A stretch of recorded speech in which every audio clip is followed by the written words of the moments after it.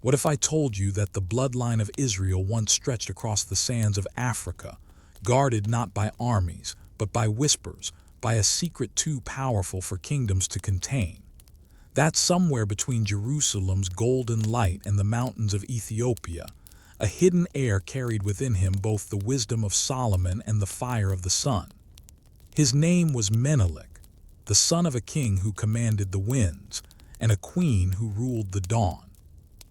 Their story begins not in palace halls, but in prophecy, carved into the silence between the old world and the new. Long before empires fell, Solomon stood as a bridge between heaven and earth. He was the keeper of the divine seal, the ruler of spirits, the master of knowledge gifted from beyond the veil. Yet even the wisest man the world had ever known could not escape the pull of destiny. In the faraway kingdom of Sheba, a queen had heard of him, not through merchants or messengers, but through the murmurs of her priests, who spoke of a man whose wisdom could touch the unseen. She journeyed across the deserts not for conquest, but for understanding. And in that sacred meeting, light met light. From their union, a seed was planted that would forever alter the course of nations. This is not merely a tale of kings and queens. It is the untold history of how faith crossed continents, how relics vanished and reappeared in the hands of shepherds, and how one young man born between two worlds carried the Ark of God to a new home beneath the Ethiopian sun. It is the story of Menelik, first son of Solomon, and the divine lineage that flowed through his veins, a lineage said to still walk among men. Before we begin this journey through time and legend, remember, every truth once began as a whisper. If the echoes of forgotten kingdoms and sacred mysteries stir something within you, let your curiosity guide you. Walk with us through the pages of hidden scripture. And if this ancient story moves your spirit, let your voice join ours in the comments below, for these stories live on through those who listen. Before she became legend, she was a shadow moving through the heat of the Red Lands. The Queen of Sheba, Makeda, daughter of the southern sun, ruler of incense and myrrh, walked beneath a sky of molten gold. Her kingdom was carved from the earth's perfume, its valleys breathing the fragrance of frankincense, its rivers carrying the reflection of a woman whose spirit could not be contained by palaces. She had inherited not only the crown of her ancestors, but the weight of their silence. Night after night, as the torches flickered against obsidian walls, she felt the restless whisper of something greater, a call that came not from the earth, but from beyond the stars. In her courts, philosophers debated the origins of creation. Priests read the constellations as though they were the handwriting of the divine. Yet none could answer the question that gnawed at her soul. Where does wisdom come from? The sun nourished her land, but her heart longed for a light untouched by time. Then came the rumors, faint at first, carried by the tongues of merchants who crossed from the north. They spoke of a king whose words could command spirits and whose gaze could pierce the unseen. They spoke of Solomon, son of David, ruler of Israel, the man whose wisdom had no equal among mortals. Makeda listened in silence, her heart tightening with both wonder and disbelief. She had heard many tales of kings who claimed divine favor, yet this name lingered differently. One merchant, trembling from his journey, claimed to have seen Solomon's throne, a seat wrought with gold and ivory, flanked by 12 lions that seemed almost alive, their eyes burning like captured stars. He said that when Solomon spoke, the air itself grew still, as if heaven leaned closer to listen. Makeda dismissed the tale before her council, but in her private chamber she could not let it go. The vision haunted her dreams, a golden hall, a king crowned in light, and a voice that asked her to come. Her advisors warned her against it. "No queen leaves her throne for a man she has never seen," said the high priest of Sheba. "If this Solomon is wise, let him seek you." But Makeda was not a queen of tradition. She was a seeker, bound not by fear but by calling. "Wisdom does not travel to those who wait," she said. "It dwells where courage dares to look." And with that she commanded preparations for a journey no queen had ever taken before, a pilgrimage of spirit across the sands of Arabia, through the lands of incense and lions, toward the city of the great king. The journey began with silence. Her caravan moved like a living serpent through the dunes, hundreds of camels laden with gold, spices, and silk. But the queen rode apart, wrapped in linen the color of twilight. She looked upon the horizon and thought of the prophets who once wandered toward the unknown. Every night, the stars stretched wider, as though guiding north. At times, the desert seemed to test her resolve. Storms rose like ghosts, and heat shimmered like the breath of God. But Makeda pressed on, her heart anchored by something she could not name, a pull that felt ancient, inevitable, divine. By the time she reached the borders of Judea, the world itself seemed to change. The air was cooler, the hills greener, and the people spoke of Jerusalem as though it were a living soul.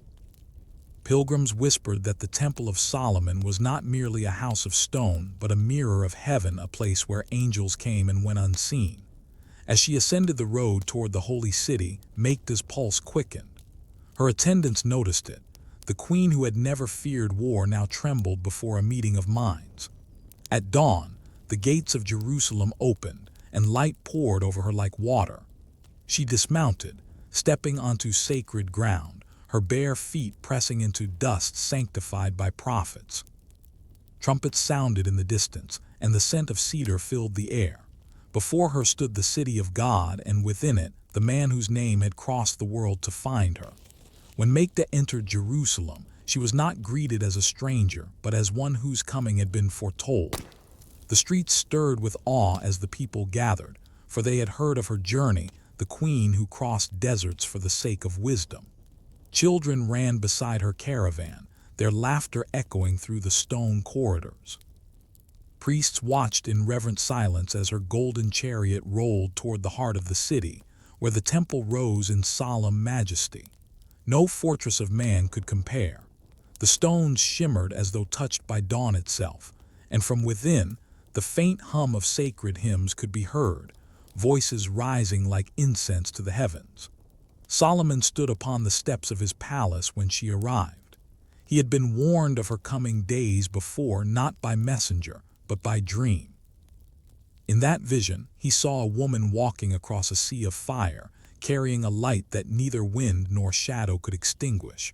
When she finally appeared before him, the dream and reality intertwined. She bowed her head not in submission, but in acknowledgement of equal grace. Solomon, in turn, lowered his eyes, for he knew the mark of divine purpose when he saw it. Their first words were not of kingdoms or gold, but of wonder. "You have crossed the desert for what reason?" Solomon asked. His voice was deep yet gentle, like water moving through stone. Makeda replied, "To hear the voice of wisdom, for it is said you speak with angels." A faint smile touched Solomon's lips.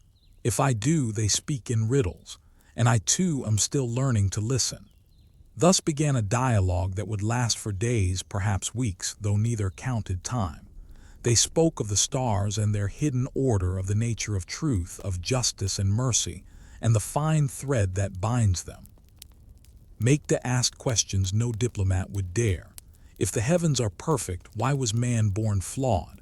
If wisdom is divine, why must it dwell in mortals who die? Solomon's answers were as layered as the psalms his father once sang. "The flaw is the mirror of light," he said. "Through imperfection, man remembers that God is infinite. The vessel cracks so that grace may enter." Each night, when the court fell silent, they walked through the courtyards lined with pomegranates and myrrh. The air smelled of cedar and oil. The torches flickered like breathing stars.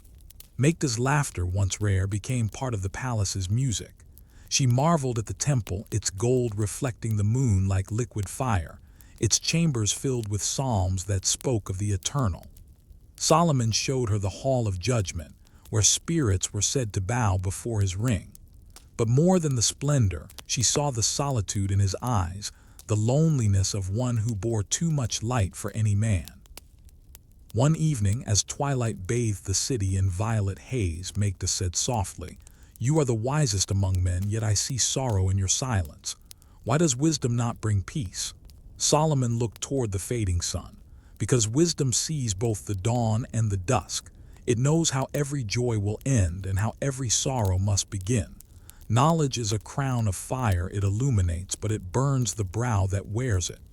That night, something changed between them. No longer were they ruler and guest.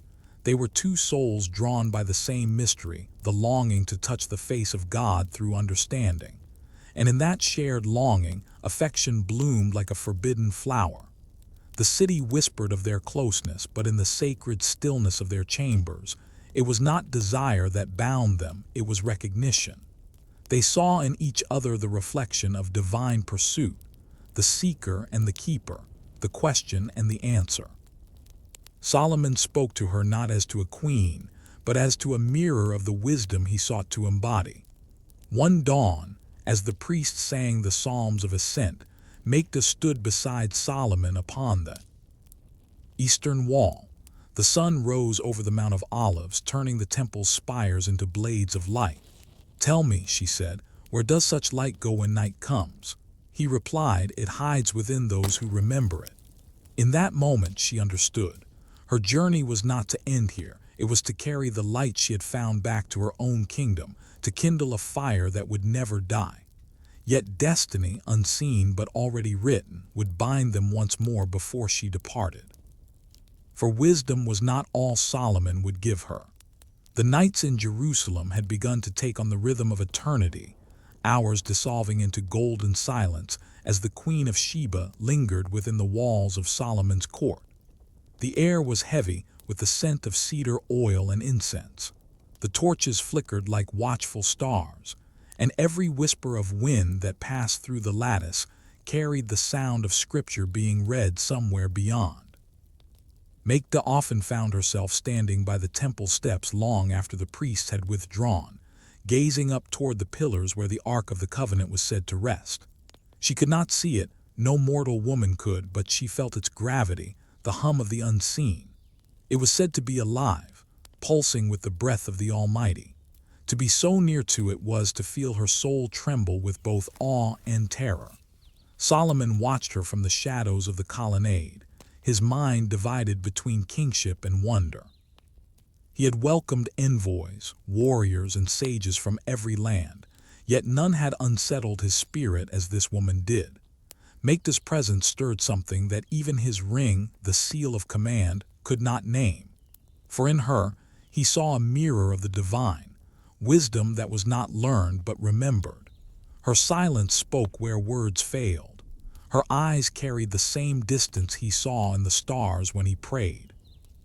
One evening, when the moon rose like a silver crown over the temple, Solomon summoned her to the inner garden, a place few had ever entered.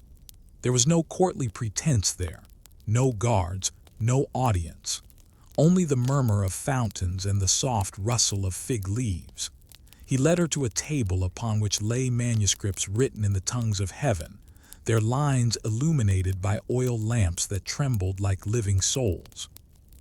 "This," he said, unrolling a scroll, "is the song of wisdom, words given to me in a dream. It speaks of the spirit that moves before the dawn, the one who searches the hearts of kings and prophets alike." Makeda bent over the parchment. "These words," she whispered, "they move like water, they feel older than you." "They are," Solomon answered. "I am but a vessel." He looked upon her as he spoke, and in her reflection upon the polished bronze of the lamp he saw what frightened him most, the faint trace of destiny's design. In the quiet, his heart began to speak what his wisdom forbade. "Makeda," he said, voice lowered as though confessing to the night, "I have seen your coming written in the stars. You were not meant to visit, you were meant to awaken what I had forgotten. That wisdom is not a possession but a covenant." Her eyes softened. "And what covenant is that?" "That truth must be shared, even when it divides kingdoms. That light cannot belong to one throne." A silence followed, vast, tender, and unbearable. For the first time, Solomon the Wise felt as though he stood not as a king, but as a man before creation's mystery. And Makeda, though queen, felt the humbling warmth of recognition that she had not traveled to learn but to remind. The night deepened, and their words gave way to stillness. Somewhere within that stillness, something sacred passed between them, unseen, unspoken, yet eternal. When dawn returned, the city stirred, unaware that history had shifted. Makeda prepared to depart, her camels heavy with treasures and scrolls, gifts from Solomon to the queen who sought light and found its source. But before she left, Solomon called her once more to his chamber. He held no crown, no jewel, only a small ring, plain, unadorned. "This," he said, placing it in her palm, "is the mark of remembrance. When the child of your lineage wears it, I will know that the covenant endures." Makeda closed her fingers around the ring. She did not ask what he meant, though her heart understood. In that final hour they stood beneath the rising sun, their shadows crossing like threads of prophecy. Neither spoke farewell, neither needed to, for what passed between them was not bound by distance or time. As her caravan disappeared beyond the hills of Judah, Solomon remained upon his terrace, eyes fixed on the horizon. The priest sang the morning psalms, but his lips did not move. He was thinking of a woman who had carried half his light into the world and of the destiny that would one day return it. Far across the sands, Makeda rode in silence. The desert stretched endless and blinding, yet she no longer felt its emptiness.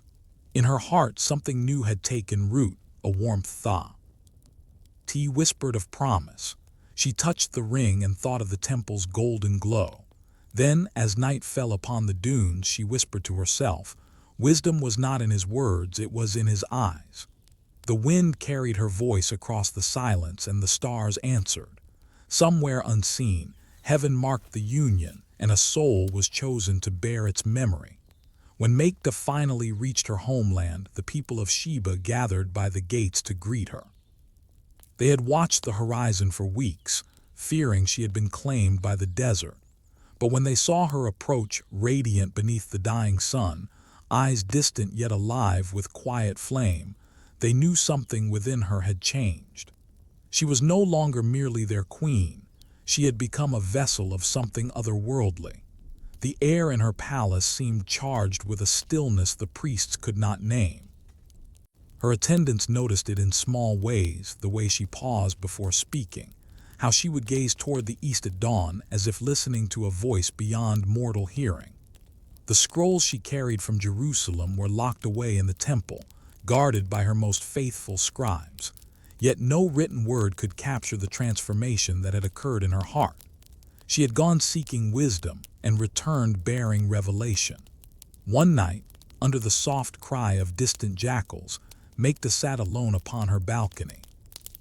The moon lay heavy above the mountains, draping the kingdom in silver quiet.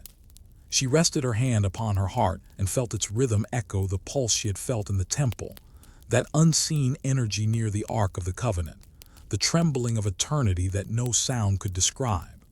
In her womb, she felt the stir of a life yet unnamed. It was then she knew the truth that Solomon had only hinted at, that their meeting had not ended with parting, but had planted the seed of something divine. The months that followed were veiled in secrecy. Only her most trusted attendants knew the queen carried a child, and even they whispered of it as a sacred sign rather than a scandal. The priests of Sheba spoke of dreams, visions of a lion crowned with light, standing between two mountains. They said it was an omen of a lineage chosen to guard God's covenant upon the earth. Makeda, though silent, knew these were not merely dreams.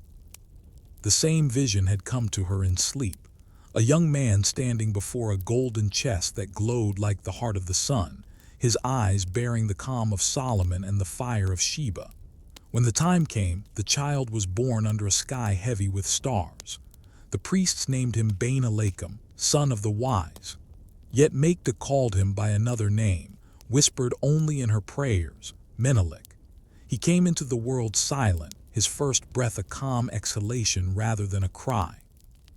And when she looked into his eyes, she saw not just her son, but the continuation of a covenant older than kingdoms. The boy grew swiftly, his gaze always searching, his silence thoughtful. The elders said he carried the same patience that had once ruled Jerusalem. As he learned the ways of Sheba, the language of trade, the art of governance, the prayers of his people, he also began to ask of his father, "Who was he?"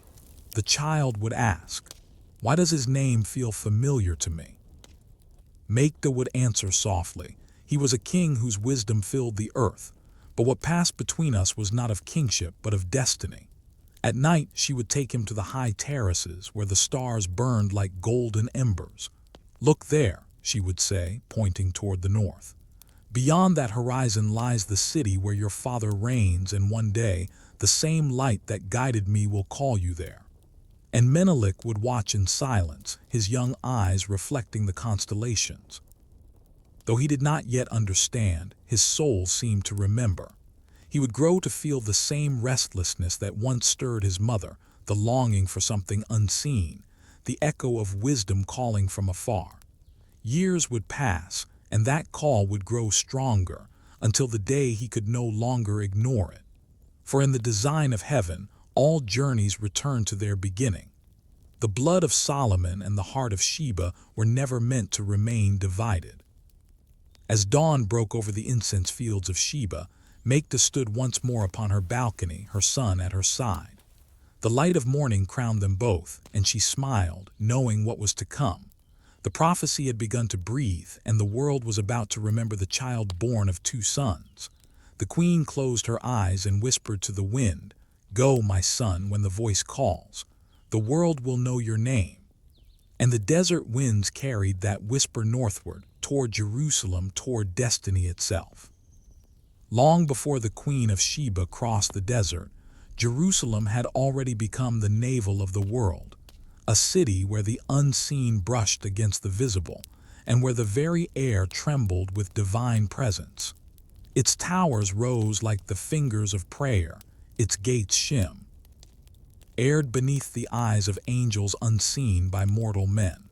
In the heart of it all stood Solomon, son of David, the king who spoke the language of heaven and commanded the mysteries of the earth. He was not like other rulers. His crown was forged not of gold, but of knowledge. The wind obeyed him. The beasts of the field bowed before him. Even the jinn, the creatures of fire hidden between worlds, bent their will to his seal. Yet for all his power, there was something restless in his gaze, a melancholy that no throne could cure. He often stood alone on the balcony of his palace, looking toward the rising sun as if searching for something lost. Those who saw him from afar mistook this silence for pride, but those who knew him understood that it was reverence. Solomon had seen too much of the divine to ever feel at home among men. He lived between two realms, half prophet, half king, bound to the weight of both. In his chamber, beneath the glimmering lamp of beaten gold, he kept the seal, a ring said to contain one of the great names of God. Upon its surface was engraved the emblem of creation itself, a symbol of balance between light and shadow. With it, he could summon the winds, command the legions of the unseen, and ask questions of the heavens that no mortal dared utter. Yet each time he used it, a quiet sorrow followed. For with every answer came the echo of greater mystery, a reminder that even wisdom has its limits. His palace was more than a home. It was a map of the cosmos rendered in stone. The floors mirrored the sea, made of crystal so pure that visitors trembled to walk upon it, thinking it water. The walls bore inscriptions from ancient times, older than even David's songs, phrases that scholars said were written by angels before the flood. Within these halls, the king would walk in solitude, meditating on the rhythm of creation. He would place his hand upon the marble and whisper the names of God like a lover calls the name of the beloved. But even amidst such glory, his heart was not at peace. Each day he judged the disputes of men, the crimes of kings, and the pleas of the poor. His words brought justice, yet his soul grew weary. "Wisdom," he once told his scribes, "is a crown that grows heavy with each sunrise." He could read the stars, but not his own future. He could speak with angels, yet sometimes envied the simplicity of shepherds who prayed without question. In the stillness of the night, When even the cherubim guarding the ark seemed to sleep, Solomon would remove his crown and kneel before the Holy of Holies. The flame of the menorah would flicker, and he would whisper, "Lord, you gave me the mind of understanding, yet what use is it if my heart remains restless?" And in those moments, a faint wind would pass through the temple, not from the east nor the west, but from nowhere and everywhere at once. That wind was said to carry the voice of the unseen. "Seek not the end of knowledge, O son of David," it whispered within him. "Seek its beginning." Solomon would rise then, his face pale with awe, for he understood that wisdom was not a summit but a circle, that to know all things was to return again and again to the simplicity of wonder. Still, something within him longed for a sign, a reflection of this divine wisdom made flesh, something or someone who could mirror what he carried within. He did not yet know that this longing would one day call forth a queen from the ends of the earth, a woman whose soul would complete the circle of his seeking. That destiny was already approaching through the deserts to the south. But for now, Solomon turned once more toward the dawn, whispering the names of God into the stillness, waiting for the answer that would soon arrive in human form. Each morning, before the city awoke, Solomon walked barefoot upon the terraces of his palace. The dew clung to his feet like silver threads, the birds sang verses that echoed the psalms of his father, and the horizon burned gold above the Mount of Olives. It was in these quiet hours that he listened not to voices of men, but to the hum of creation itself. The wind that touched his face was not mere air, it carried messages. The stones beneath him pulsed faintly with memory, as though remembering the footsteps of angels. And when he closed his eyes, he could feel the rhythm of the universe, the heartbeat of God concealed beneath the noise of the world. To Solomon, every creature spoke a language. The ant, in its toil, recited the laws of endurance. The raven, in its cry, sang of providence. The stars themselves, countless eyes scattered across the firmament, told him of patience and eternal order. His heart was open to their counsel, and yet, for all his understanding, he remained haunted by the same question that had troubled prophets before him. How could the finite hold the infinite? He often retreated to the house of the cedar forest, a hall so vast that the sound of one whisper could echo. For minutes before fading, there, surrounded by his scribes and scholars, he studied scrolls brought from Egypt, Assyria, and the lands beyond the rivers. Some were written in tongues no living man could read, yet Solomon's eyes deciphered them as easily as one reads water. He spoke of stars that guided the tides, of metals that sang beneath the earth, of unseen beings who walked between moments like shadows between flames. His counselors listened with awe and fear, for the king's wisdom often touched the edge of the forbidden. Among those who served him was Azazel, a spirit bound by the seal, half angel and half fire. Solomon had once summoned him to inquire about the secrets of the heavens, but the creature's answers came at a cost. "Great king," the spirit hissed through the veil, "you seek what mortals are forbidden to know. Every truth you grasp tears another from your hand. Beware the hunger of wisdom, for it devours its keeper." Solomon dismissed him, but the warning stayed like a thorn in his thoughts. At night, he would sit beside the ark and watch the flickering light between the cherubim, that living flame which neither consumed nor dimmed. He knew it was the same fire that had spoken to Moses, the same breath that shaped Adam from dust. And he wondered, did the Creator intend for man to understand this power, or merely to stand in awe of it? One evening, as the sun bled into the hills, Solomon gathered his musicians in the courtyard. Harps, lyres, and flutes filled the air with melodies older than memory. It was said that even the doves ceased their flight to listen. The king closed his eyes, and the music became prayer. His words rose between notes like smoke rising from sacrifice. "Lord of light, you have filled me with the knowledge of all things, yet I am still a child before you. The more I see, the less I understand. Teach me not how to rule, but how to serve the purpose that birthed me." As the final chord faded, a vision came to him not of fire or angel, but of a desert woman walking beneath a sky of endless blue. Her steps were steady, her eyes searching. She carried no crown, no offering, only questions. And yet Solomon knew that she bore the answer he had long sought, not in knowledge but in reflection. When he awoke from the trance, dawn was breaking. The priests entered to light the menorah, but he stopped them with a gesture. "Leave it unlit," he said softly. "The light I await will not come from flame." From that day forward, Solomon's demeanor changed. He spent longer hours in the gardens, gazing southward beyond the horizon. His scribes noticed it, a softness in his tone, a quiet expectancy. The king who once commanded spirits now waited like a man who had glimpsed prophecy in the shape of a dream. And far beyond the borders of his kingdom, in the land of Sheba, a caravan was stirring, the first grains of destiny shifting toward Jerusalem. The days that followed were veiled in a strange stillness. Even the palace attendants whispered that their king seemed suspended between two worlds. His eyes, once sharp with command, now glimmered with something softer, a waiting, an awareness of what approached beyond the horizon.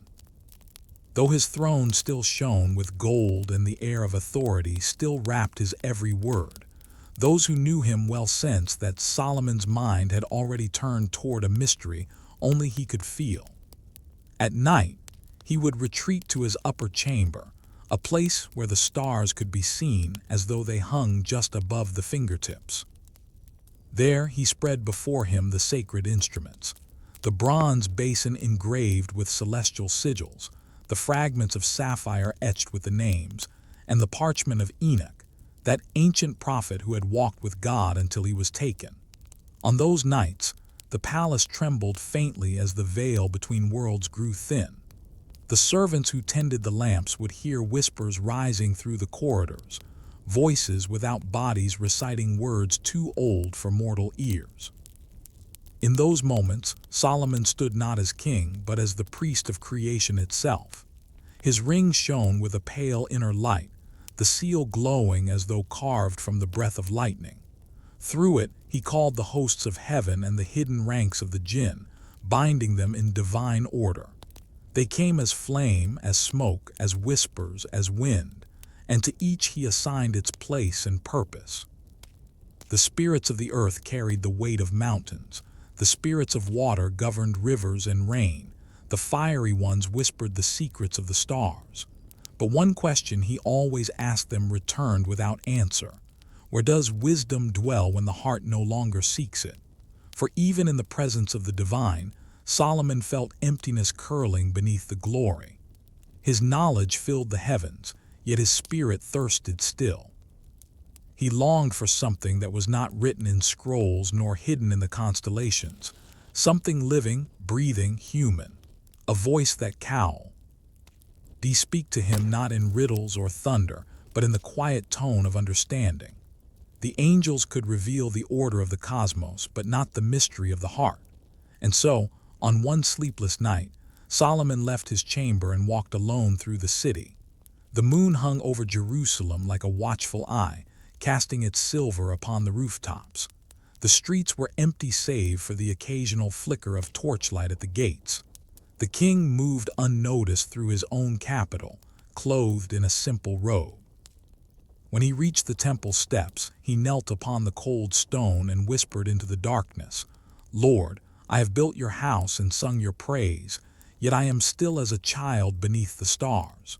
Show me the wisdom that dwells beyond knowing." A breeze moved through the pillars, carrying the scent of cedar and oil. The lamps within the sanctuary flickered, and for an instant the air shimmered as though a veil had been lifted. And from that stillness came a voice, not thunderous, not distant, but intimate, like a breath beside his ear.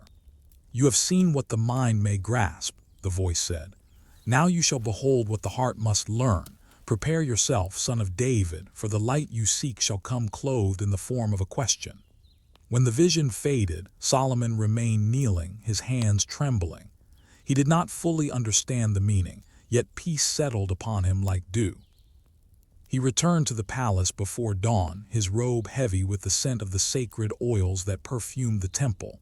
At sunrise he gathered his council, but his tone was changed. Where once he spoke in commands, now he asked in riddles. "Tell me," he said to his scribes, "what is greater than truth yet humbler than love? What can bind kings and shepherds alike?" None could answer, but the question lingered, not meant for them but for destiny itself. From that day onward, the king's eyes turned often to the south, toward the far deserts beyond Edom and Arabia. He did not know her name, but he could feel her approaching, the voice that would complete the question heaven had whispered. The priests noted his growing quietude. They said he prayed less for knowledge and more for meaning. He had come to understand that the truest wisdom is not acquired, it is met. And so the king waited. The winds carried omens, caravans seen crossing the Red Sea, traders speaking of a queen who sought the light of Israel's God. When those rumors reached Solomon, he smiled faintly and said only, "Then the circle begins to close." That evening, as he stood upon his terrace, the last rays of sun touched his crown and flared into brilliance. To the servants below, it looked as though his head were ringed with flame. But Solomon knew it was not fire, it was reflection. The light he had sent into the world was returning. By the time the first messengers arrived from the southern frontiers, Jerusalem was heavy with expectation. Dust-covered riders dismounted at the palace gates and bowed low before the guards, bearing gifts of frankincense and gold, and a message sealed in the emblem of the rising sun, the mark of Sheba. The high steward broke the seal and carried the scroll to Solomon, who sat in quiet meditation before the open window of his chamber. The morning light spilled across the floor, and in that glow the king appeared almost transparent, as though made of the very wisdom he embodied. The steward bowed deeply and presented the parchment. "My lord," he said, "a queen comes to you, she who rules the southern lands of incense and flame. She bears questions none have yet answered and offers treasures beyond measure." Solomon unrolled the scroll in silence.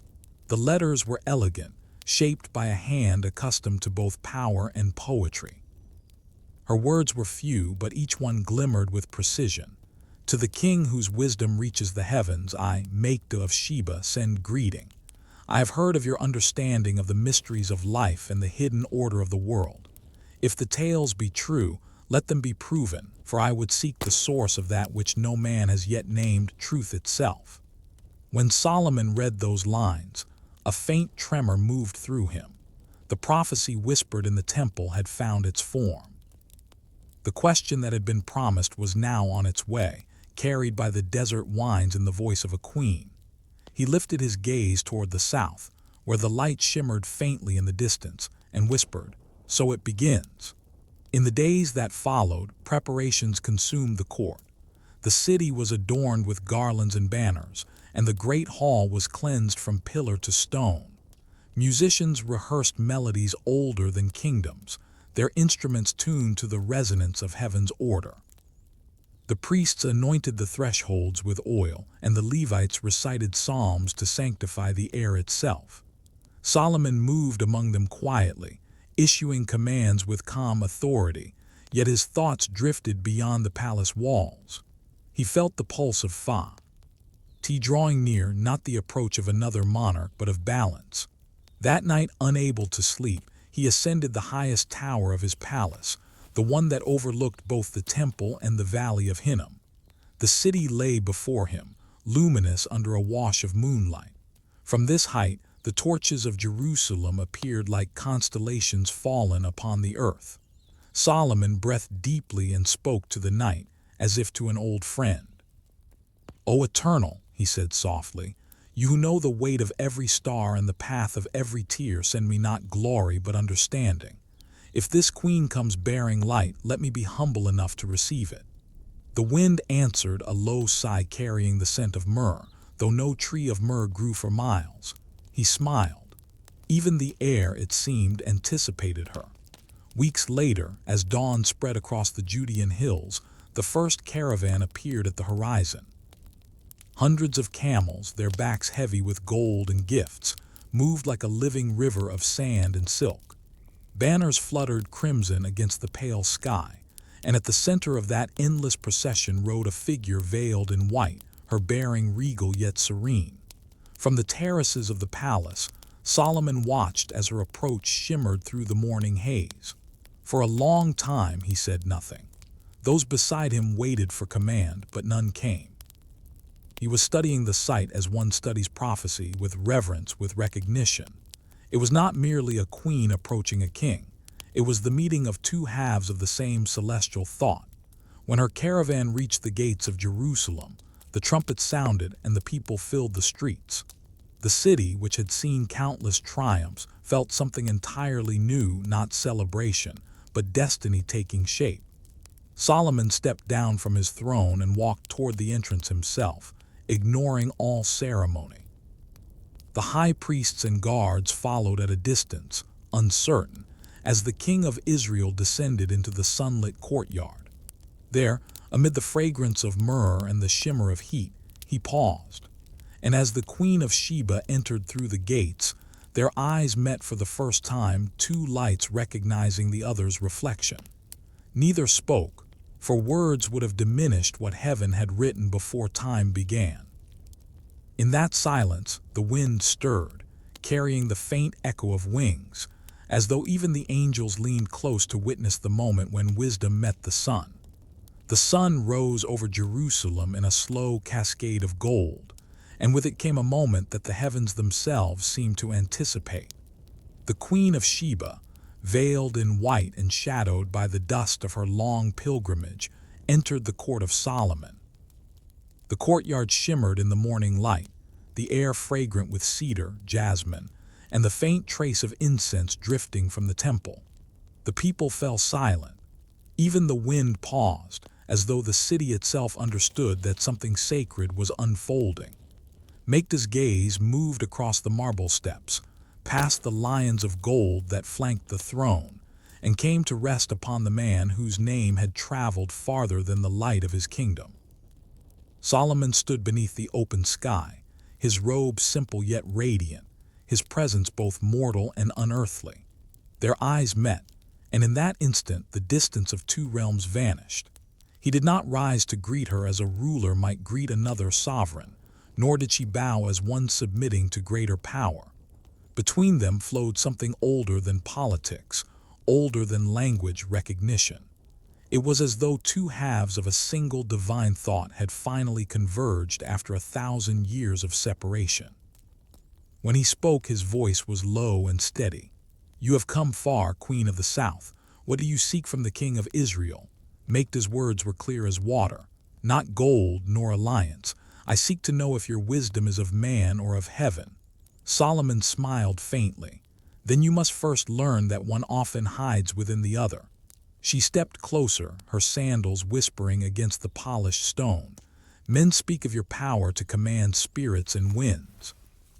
Yet I have seen kings who could command armies and they fell to dust. Tell me then, what power endures?" He turned toward the temple, the light glinting off his ring. "The power that cannot be seen, understanding. To rule the world is easy, to understand it is divine." Her eyes softened, though her tone remained sharp. "And do you understand yourself, O wise king?" Solomon paused, his gaze distant. "Not yet. Perhaps that is why heaven sent you." A murmur rippled through the court. No one had ever heard the king speak so openly, but Makeda did not flinch. She held his gaze with quiet fire. "Then let our meeting not be one of courtesies, but of truth. I have come to test you, Solomon, to know if wisdom is a crown you wear, or a light that burns within you." So began the meeting that would echo through centuries, a contest not of pride, but of revelation. She asked him riddles from the hidden lore of her priests, riddles that no scholar of her land could answer. "What is born of the earth yet outlives the sky?" she asked. Solomon replied, "Faith, for when stars fall it remains." She asked, "What is stronger than iron yet softer than breath?" And he answered, "The word of God, for it breaks hearts of stone and stills tempests."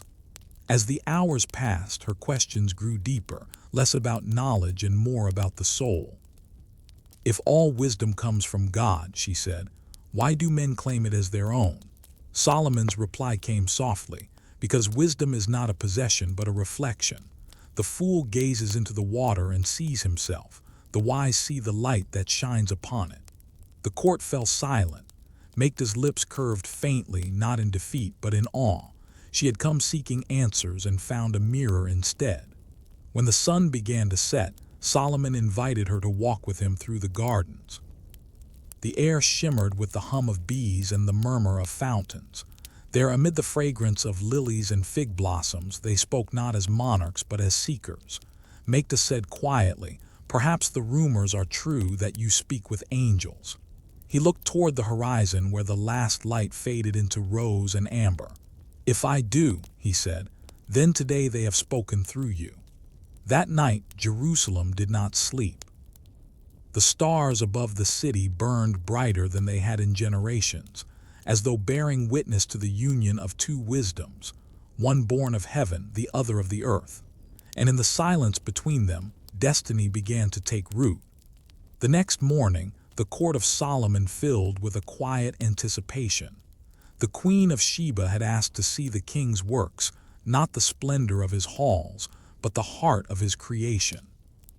She wished to know whether the wisdom of Solomon lived only in words or in the living pulse of his kingdom. When the gates opened, she walked beside him through the colonnades of white marble, the sun striking the gold inlay of the walls until the air seemed to shimmer with hidden fire. Show me, she said, how your wisdom feeds your people. He led her first to the gardens of Lebanon, where cedar trees stretched their arms toward heaven. The roots of each tree, she learned, were connected by a secret network of channels that carried water from the distant springs of Gihon. A single river feeds them all, Solomon said, placing his hand upon the bark. Even as one spirit nourishes all souls who seek the truth. Makeda bent to touch the soil. Your engineers serve your God as priests serve the altar, she murmured. You have built a living hymn. He smiled. Wisdom is not in knowing the laws of heaven, but in weaving them through the world. To build is to pray with stone. From there he led her through the workshops of Jerusalem, where craftsmen molded bronze and carved ivory with reverent precision. Makeda paused beside an old sculptor chiseling an olive branch from marble. The man's hands trembled with age, yet his work was perfect. Why employ one so frail? She asked. Because, Solomon said softly, his heart still remembers what youth forgets, that beauty is born not of strength but of patience. As the day stretched on, the queen's mind became a field of quiet revelation. Each thing Solomon showed her, the aqueducts, the archives, the temple courts where priests recited psalms to the rhythm of the stars, carried a unity that stirred her deeply. His wisdom was not scattered knowledge. It was order itself, the reflection of divine harmony within human hands. When evening fell, Solomon invited her to dine at his table. No feast in history had been like that one. Musicians played instruments of silver. The fragrance of roasted lamb mingled with pomegranate wine and honey. Yet amid all splendor, their conversation remained the richest thing in the hall. Makeda asked him, how can one man hold so many mysteries and not lose himself within them? Solomon replied, because I do not hold them, they hold me.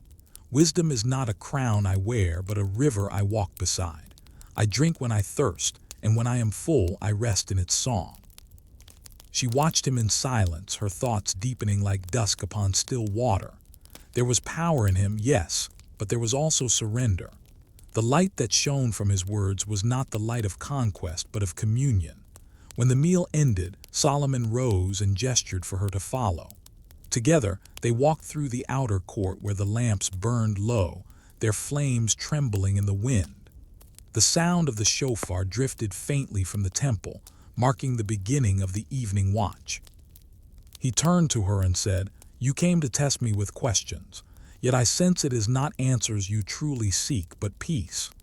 Makeda's veil moved slightly in the breeze. Peace, she said, is a river I have never found.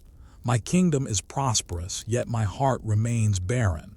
I prayed once that the gods would show me the meaning of wisdom, and they led me to you.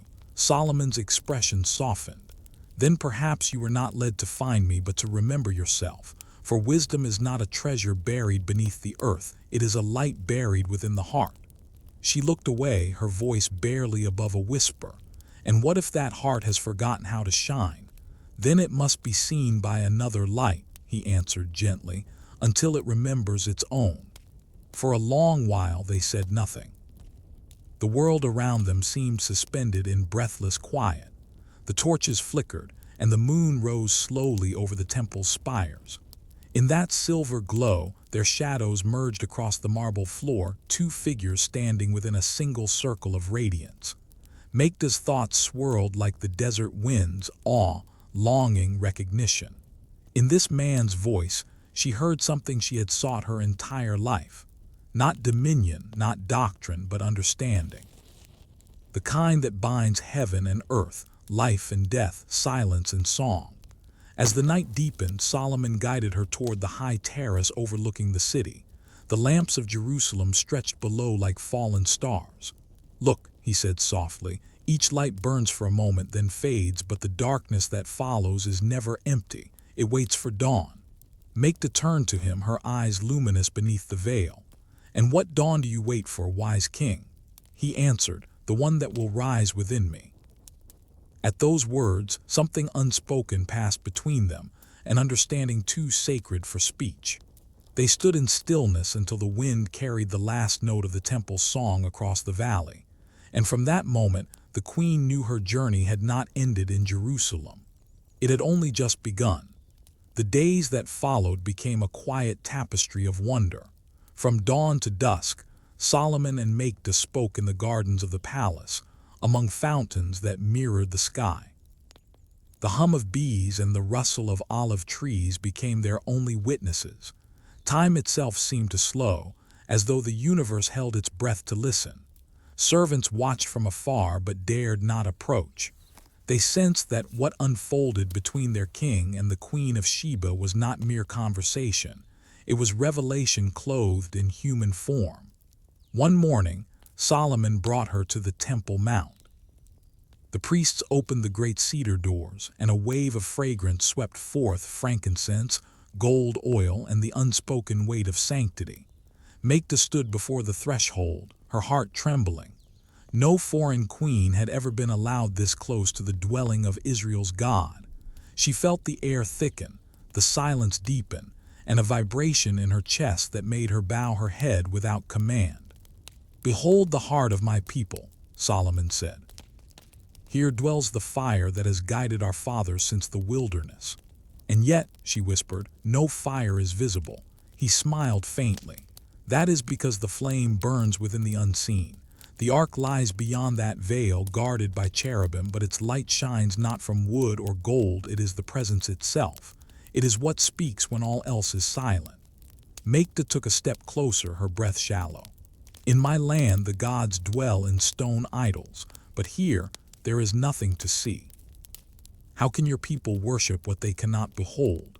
Solomon's gaze softened. "Because sight deceives.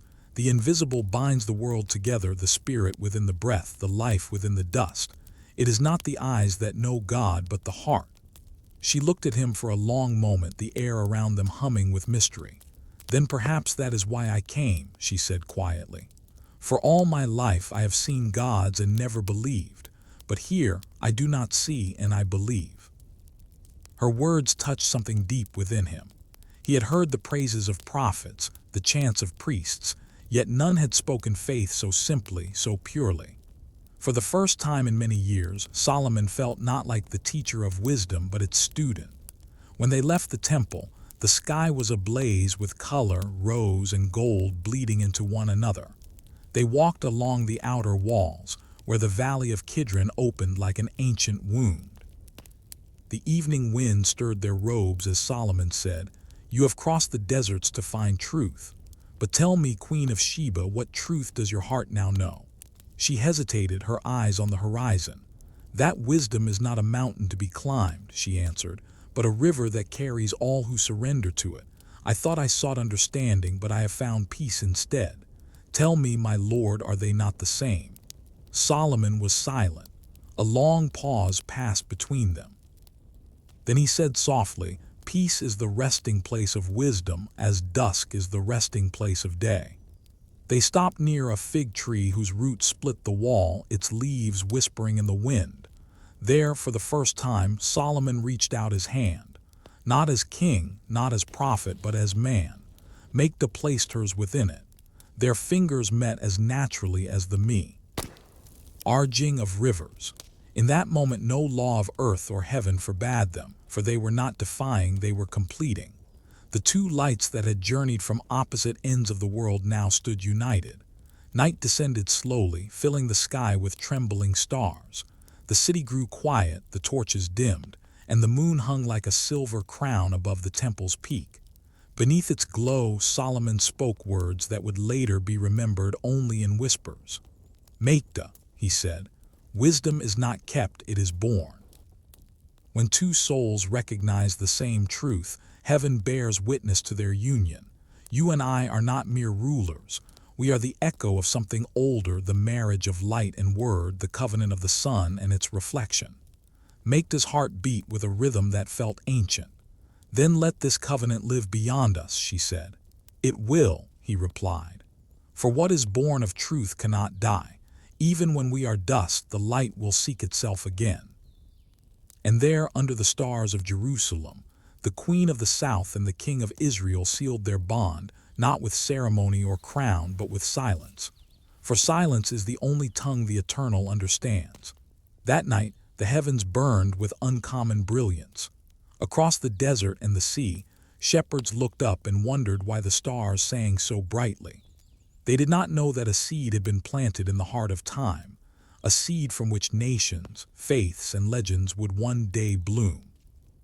In the days that followed, Jerusalem seemed to breathe differently. The winds that drifted through its streets carried the faint scent of incense from the south, as if the desert itself bowed to what had transpired. The people spoke in hushed tones of their king's guest, yet few could name what they truly witnessed.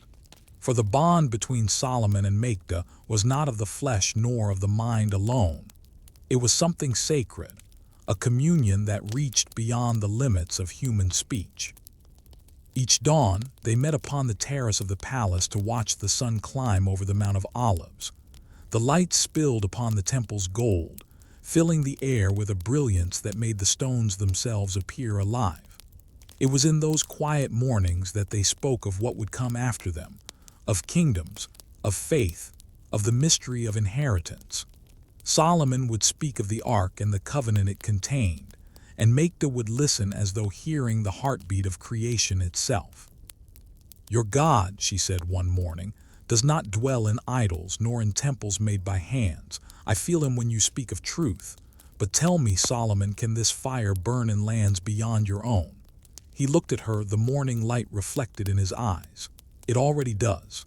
For what is of God cannot be contained. If you have felt his presence, then your land, too, is holy ground." Her gaze fell to the ring upon his hand, the one said to command the unseen. "Then all the power you wield," she asked softly, "all that you have built, what will become of it when your days are done?" Solomon was silent for a long while. Then he said, "Power fades even in the hands of kings, but wisdom, true wisdom, takes root in others. It passes like the wind, unseen, yet shaping the world. Perhaps, Makeda, that is why heaven brought you to me, not that you might learn, but that you might carry what I cannot." Her eyes glistened with unspoken understanding. She knew he spoke not of scrolls or treasures, but of something living, the flame of divine remembrance. A seed of wisdom that must travel beyond the boundaries of Israel, beyond the reach of his reign. As their time together drew near its end, a quiet sadness began to weave through their words. The court feasted and celebrated, but within the palace gardens they sat in stillness. The night before her departure, they stood beneath a canopy of olive branches. The lamps had burned low, and the air was sweet with myrrh. Solomon placed his hand upon her shoulder. "The desert is vast," he said, "and your journey will be long, but know this, wherever truth is spoken, I will be with you. The bond we share is not bound by place or time. When you look upon your son, remember that wisdom travels through blood as much as through word." Makeda lowered her head. I fear what my heart cannot hold. I fear the silence when I return." Solomon touched the ring upon his hand, then drew it from his finger. It gleamed faintly in the starlight, plain yet pulsing with a subtle fire. "Then take this," he said. "It bears not command but remembrance. Let it be the seal between us, the mark that binds our spirits across the sands." She took it with trembling fingers, her eyes brimming with tears. "And when I am gone?" she asked. "Then," he said, "remember that we have already met in eternity." The wind moved through the trees, scattering petals across their feet. For a moment all creation seemed to pause, the city, the stars, even the breath of night, as if heaven itself bore witness. Oh, their farewell. At dawn the queen's caravan gathered at the gates. The camels stirred, the banners lifted, and the sound of horns rose through the morning air. From the palace balcony, Solomon watched her depart, her figure shrinking against the sea of dunes until it vanished into light. He remained there long after the city returned to its rhythm. The sun climbed higher, washing Jerusalem in gold, but the king stood unmoving, a solitary figure between earth and sky. And though the court would later speak of his unmatched wisdom and power, none would know that the brightest part of his reign was not his glory. It was a meeting, brief yet eternal, when wisdom met the sun and love became light. The journey back to Sheba was long, and the sands that once burned beneath her feet now glowed soft beneath the moonlight. Yet Makeda was not the same woman who had left her kingdom months before. The silence within her had deepened into something luminous, a stillness alive with meaning. She carried no new gold, no foreign treaties, no spoils of conquest. Yet within her she bore something greater than all, the remembrance of light, and the life that had been kindled from it. The desert wind whispered as she rode, brushing against her veil like the wings of an unseen guardian. Her thoughts drifted to Solomon, his eyes, his words, the calm that carried the weight of creation itself. Each night she dreamt of the temple flame that never went out, the ark that breathed between the cherubim, the sound of his voice speaking truths too vast to capture in mortal language. But in her dreams, another image began to form, the cry of a newborn beneath a sky of stars. When she crossed the borders of Sheba, her people greeted her with songs and trumpets, but the queen's expression was quiet, her gaze turned toward the heavens. Priests approached to ask what wisdom she had gained from the king of Israel, yet her answer was simple. "I found what cannot be taught, the peace that comes when knowledge bows to faith." They did not understand, but they saw a new light in her eyes and fell silent. Weeks passed, and Makeda withdrew from courtly life. The palace gardens grew over with vines as she spent her days in reflection and her nights in prayer. Then one evening, beneath the swollen moon, she felt the first stirrings of the life within her. Alone in her chamber, she wept not from fear but from awe. The promise of Solomon's words echoed in her mind. "When you look upon your son, remember that wisdom travels through blood as much as through word." The months of her expectancy became a season of prophecy. Dreams came to the priests, to shepherds, even to strangers wandering near the borders. They all spoke of a lion crowned with light, a child born beneath the star of Judah. Some said this child would unite nations. Others said he would guard the secret flame that the world had forgotten. Makeda listened, her heart steady. She knew the child she carried was not hers alone. He belonged to the covenant that had begun before either she or Solomon drew breath. When the time came, the night was heavy with heat and stillness. No wind stirred the palms, and even the stars seemed to hold their breath.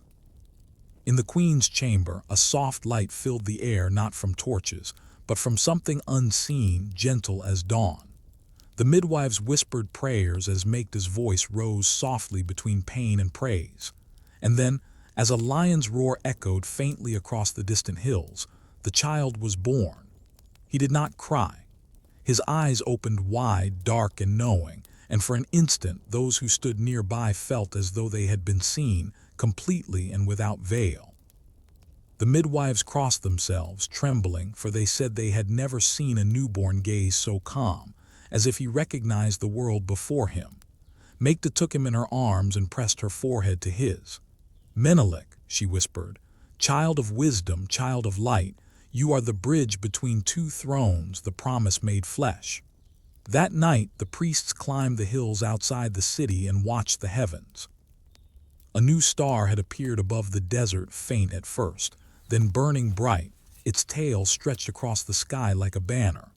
They named it the Lion Star, for it seemed to rise from the constellation of Leo. The people took it as a sign that their queen's child was chosen, blessed by the hand of the Almighty. In the years to come, they would tell stories of that night, of the still air, the silent cry, the star that moved yet did not fade. But in that moment, within the quiet of her chamber, Makeda thought not of prophecy nor of destiny. She thought only of Solomon's eyes and of the peace that passed between them. And as she cradled her son, she whispered to the sleeping earth, "The world will one day know your name." The child grew swiftly, and with him the quiet radiance that seemed to follow wherever he went. From the beginning, Menelik was unlike other children, no. In pride or in power, but in the serene awareness that lived behind his eyes. When he laughed, it was as though the air itself brightened. When he cried, the rain would fall softly over the hills, as if creation itself answered his heart. Those who tended him whispered that angels stood watch near his cradle, for often at night a faint light glowed in the room where he slept, though no lamp had been lit. Makeda watched over him with a mother's tenderness and a prophet's awe. She saw Solomon in his stillness, in the thoughtful way he studied the world, in his reverence for silence. Yet she also saw herself, the warmth of the desert sun, the fierce compassion of one who rules not through fear but through love. Her counselors urged her to bring him before the priests to bless him publicly, but Makeda refused. "He is already blessed," she said. "Let heaven complete what it has begun before the earth takes notice." By the time Menelik could walk, he wandered often into the palace gardens, his small hands brushing against the myrrh and fig leaves as though recognizing old friends. He would stare for long moments at the sky, tracing the flight of birds or the path of clouds, and sometimes he would murmur to himself words his mother could not understand. When she asked him what he said, he would answer with a quiet certainty, "I am listening." At first she thought it the innocence of childhood, but one evening when he was barely 5, she found him sitting upon the terrace under the Lion Star, that same celestial light that had shone the night he was born. The sky was vast and deep, and the boy's face was illuminated in silver. She sat beside him and whispered, "What do you hear, my son?" He did not look at her when he answered, "The same voice that spoke to you in Jerusalem. It speaks softly, but I know it." Her breath caught. "And what does it say?" "It says I am not to fear the distance between two worlds," he said, "for light cannot be hidden from light." Makeda wept then, not from sorrow but from the weight of truth that fell upon her heart. She knew, as Solomon had known, that this child was more than her heir. He was the living continuation of a promise too vast for one generation. Through him, the wisdom of Israel and the spirit of Sheba would unite once more. Years passed, and Menelik's wisdom deepened like roots drawing from hidden water. He learned the languages of trade and scripture, the songs of the priests and the crafts of the builders. Yet his teachers confessed that often it was he who taught them, his questions cutting deeper than their answers, his insight far beyond his years. "This boy," said one of the temple scribes, "reads the world as though it were a scroll written for his eyes alone." But Menelik's curiosity could not be contained by lessons or rituals. He began to ask about his father, the king whose name was carried by caravans, whose wisdom was sung by poets in every tongue. At first, Makeda evaded his questions, fearing the pain that would follow. But the day came when he stood before her, tall and solemn despite his youth, and said, "Mother, you have taught me to love truth. Will you now keep it from me?" Her heart trembled. That night, beneath the same star that had marked his birth, she told him everything of her journey across the desert, of the palace that shone like dawn, of the man whose eyes held both fire and peace. She spoke of Solomon not as a distant monarch, but as a soul who had changed the course of her life. When she finished, Menelik was silent for a long time. Then he said softly, "I have seen him before." Makeda turned sharply. "You cannot have, you were not yet born." He nodded. "Not in this world, mother, but in the dream." He stood beside a river that flowed upward into the sky. He looked at me and said, "Come when the time is full." Makeda felt the air grow cold, though the night was warm. "What did you say to him?" I said, "I will come." The queen's heart filled with both awe and dread, for she knew the moment she had long feared was drawing near. The same light that had once guided her to Solomon now called her son toward Jerusalem. She gathered him close and whispered, "Then when that voice calls again, my child, follow it. But remember, you are not leaving your home. You are returning to it."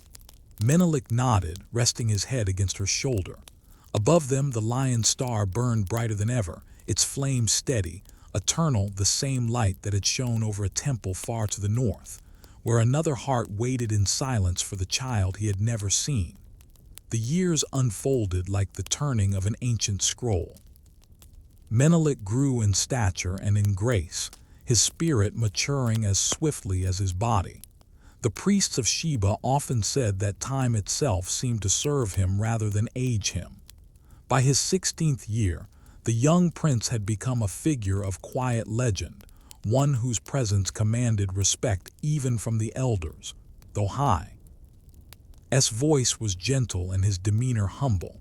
He had inherited his father's stillness and his mother's fire, and when he walked through the markets of Sheba, the people would pause as though the desert wind itself bowed in reverence. He learned the laws of the land, the wisdom of his ancestors, and the rites that honored the unseen. Yet in his eyes there remained a distant longing, a searching that no song, no book, no crown could satisfy. At night he would climb to the terraces above the palace and gaze northward, where the horizon blurred into mystery. He could almost feel the pull, a silent summons old as the stars. Sometimes, when the night was clear, he thought he saw a faint line of light stretching across the heavens, like a road drawn in fire, leading toward a city he had never seen yet somehow remembered. Makeda, now older and wiser, saw this restlessness and understood it too well. The same longing had once carried her across the sands to Jerusalem, but while her journey had been one of seeking, her son's would be one of return. For within Menelik flowed the two halves of a divine covenant, the wisdom of Solomon and the heart of Sheba, united in his blood. One evening, as the crimson sun sank behind the hills, Menelik entered his mother's chamber. She was seated beside a great window, her hands resting upon a chest of carved sandalwood. The air smelled faintly of myrrh and rain. "Mother," he said softly, "the dreams have come again." Makeda lifted her eyes, her face calm but weary. "The same river," he nodded. "But this time he stood upon the shore and called me by name. His voice was no longer distant. It was nearer than my own heartbeat." A silence fell between them, the kind that carries the weight of prophecy. Then Makeda rose, her movement slow yet certain. She opened the chest before her and drew forth a small bundle wrapped in silk. Within lay the ring, Solomon's ring, the plain band of gold that pulsed faintly with a warmth that was not of this world. "This was given to me," she said, her voice trembling, "as a seal between light and light. He said that when the child of my lineage wore it, the covenant would live again. It is time, my son." Menelik took the ring into his hand. It felt heavier than gold, as though it carried memory, history, the breath of two kingdoms bound by unseen threads. "What am I to do with it?" he asked. Makeda looked toward the horizon where the first stars began to rise. "You are to return it," she said. "Go to Jerusalem, go to your father. The wisdom that began with him must be fulfilled through you. It is not inheritance that awaits you there, but purpose." He fell to his knees, his heart trembling with both fear and reverence. "How can I stand before him? He is a king anointed by heaven." "And so are you," she said. "Not crowned by man, but chosen by time. The same fire that burned in him burns in you. Go, for the desert will open before you and the stars will guide your path." That night, Makeda called the elders and the priests.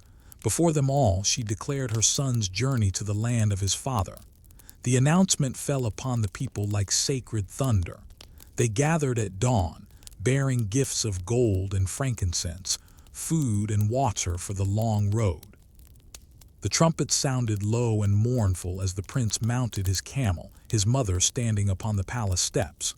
"Go, my son," she said, her voice echoing across the valley, "and seek not what you already are, the son of wisdom, the guardian of light. Let the heavens see what becomes of two worlds reunited." Menelik bowed his head, clutching the ring to his chest. The lion's star blazed above him, guiding his way northward. As he rode, the desert opened like a sea before him, dunes shimmering with unseen fire, the horizon whispering secrets older than speech. And though he traveled with soldiers, priests, and servants, he often felt alone, not in loneliness, but in destiny. For every grain of sand beneath his feet seemed to remember the footsteps of his mother, who once walked this same path toward the unknown. And now the circle had begun to close, the son following the call of the father, the promise awakening once more beneath the lion's star. The desert awaited him like an ancient witness, vast, silent, and endless as the sea. The horizon shimmered under the hand of the sun, but Menelik's heart did not waver. The same spirit that had once guided Makeda now dwelled within him, though his journey carried a different weight. Hers had been the pilgrimage of a seeker. His was the return of a promise. The air around his caravan shimmered with both heat and omen. Priests walked with their heads bowed, murmuring prayers from scrolls older than memory, while soldiers marched beside him in reverent quiet. Yet the young prince spoke little, for within him burned the solemn knowing of destiny, a light that asked no permission to shine. At night, when the fires dimmed and the sand grew cool, Menelik would withdraw from the camp to sit beneath the open sky. There, the lion's star glowed like a burning eye above the desert, its light spilling upon his shoulders like a mantle. He would close his eyes and listen to the rhythm of wind, to the distant cry of unseen creatures, to the faint whisper that had called him since childhood. In those silences, he often heard Solomon's voice, gentle and near. "Come when the time is full." The journey tested his body and his faith alike. Sandstorms rose like spirits, swallowing the horizon until day became night. The men cried out and some begged to turn back, but Menelik rode ahead, his face calm amid the roaring wind. When the storm broke, the stars reappeared in their silent order and his followers looked upon him with awe, for his garments were untouched by dust. "The heavens favor him," they whispered. "He walks beneath an unseen hand." Weeks turned to months. They crossed the lands of Arabia, where ancient temples rose from the dunes like broken crowns, and the bones of forgotten cities whispered in the wind. Along the way, elders of distant tribes came forth to greet the prince. They brought him water, dates, and blessings, for even in those foreign tongues the name of Solomon carried sacred weight. When they saw Menelik's face, many bowed low, saying, "We have seen this countenance before in the stories of old." And so the legend began to grow, that a young king journeyed north bearing the sign of two sons, a child of prophecy returning to the throne of wisdom. But Menelik sought no throne, no crown, only the man whose absence filled his dreams.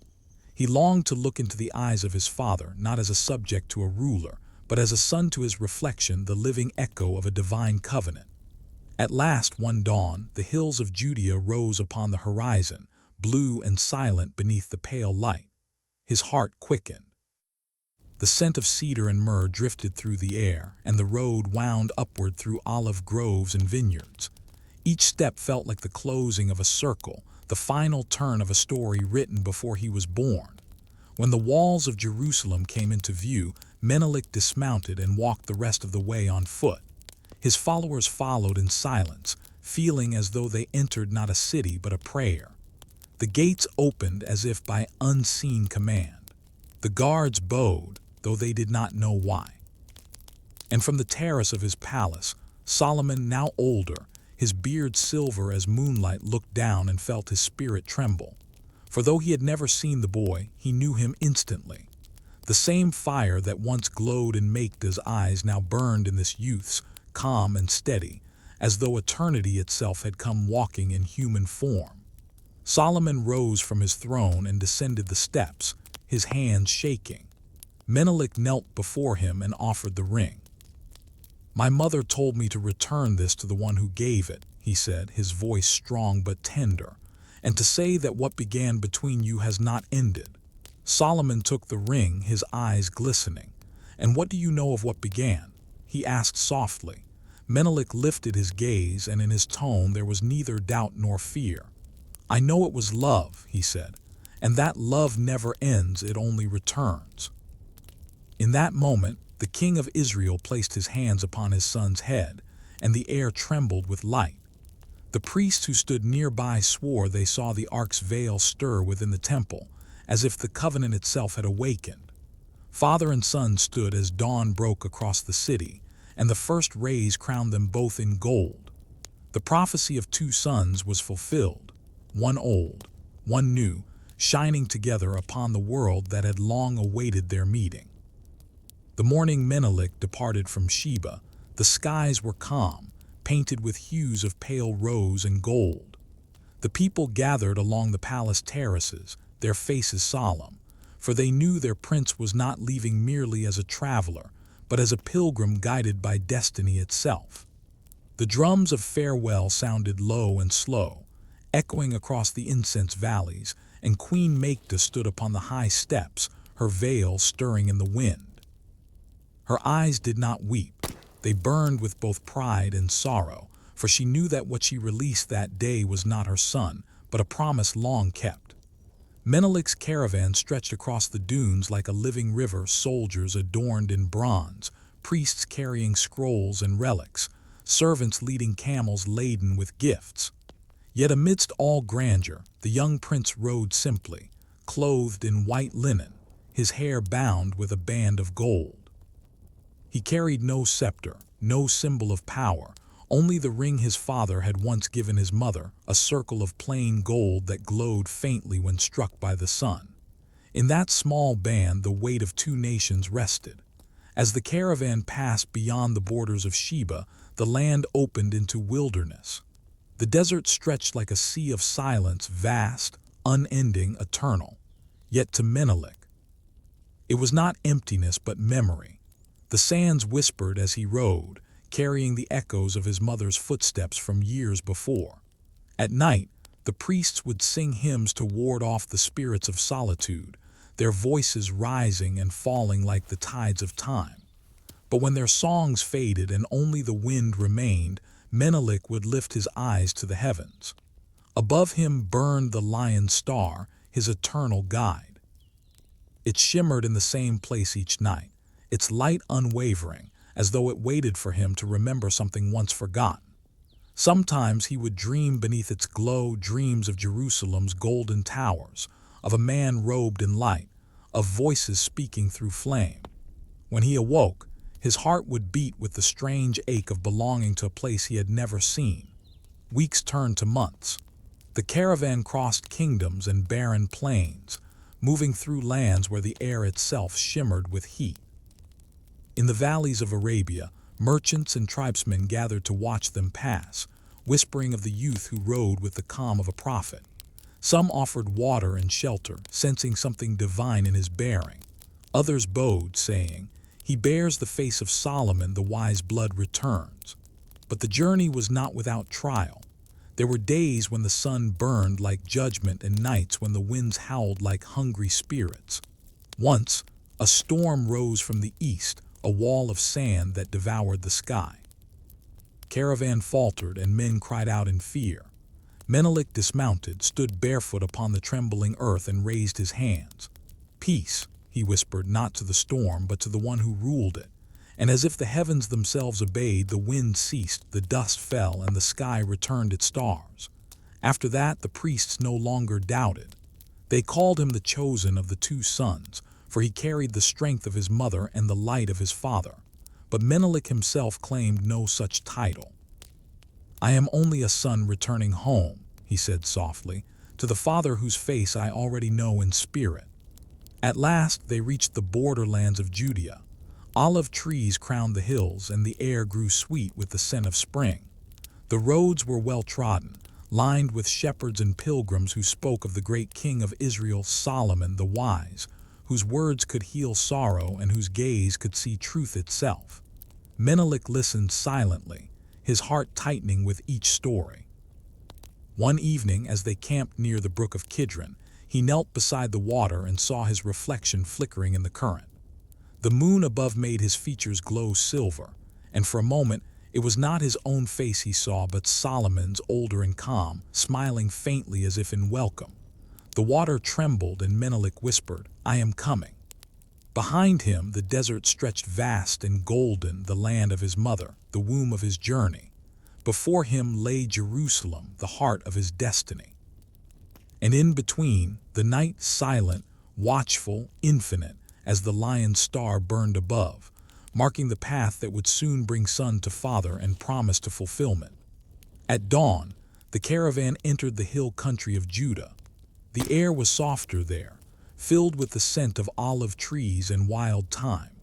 The songs of unseen birds floated across the valleys, mingling with the sound of distant bells from shepherds tending their flocks. Menelik's heart stirred, for the land felt strangely familiar, as though his soul recognized the very soil beneath his feet.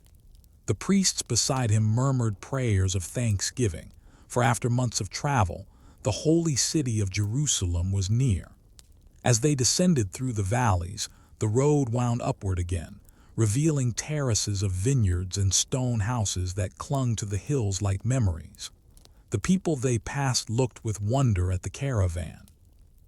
They saw a youth with the bearing of a king but the humility of a servant, and though they knew nothing of his lineage, many bowed instinctively. Some whispered, "He has the face of David reborn," and others, "Perhaps he comes from the line of angels." When the sun reached its height, the first glimpse of the city appeared, golden walls rising like the crown of the earth, the temple gleaming upon its mount as if touched by a living flame. The sight drew tears to Menelik's eyes. He had imagined it countless times in dream and story, but nothing could prepare him for the majesty of the real. The sound of harps and trumpets drifted faintly through the air, mingling with the voices of pilgrims chanting psalms. It was as though heaven itself had opened and the radiance of the divine spilled upon stone. "Jerusalem," he whispered, his voice trembling, "the heart of my father's covenant." When they reached the gates, the guards, seeing the strange banners and noble bearing of the travelers, sent word to the palace. Solomon's court, long accustomed to visitors from distant lands, prepared for another royal envoy.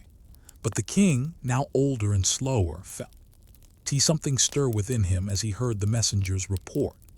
"A caravan from Sheba," they said, "led by a youth whose name is Menelik." Solomon froze.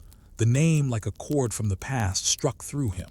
For years he had buried that part of his memory, the queen's laughter, her eyes that mirrored sunrise, the night that had bound them in silence.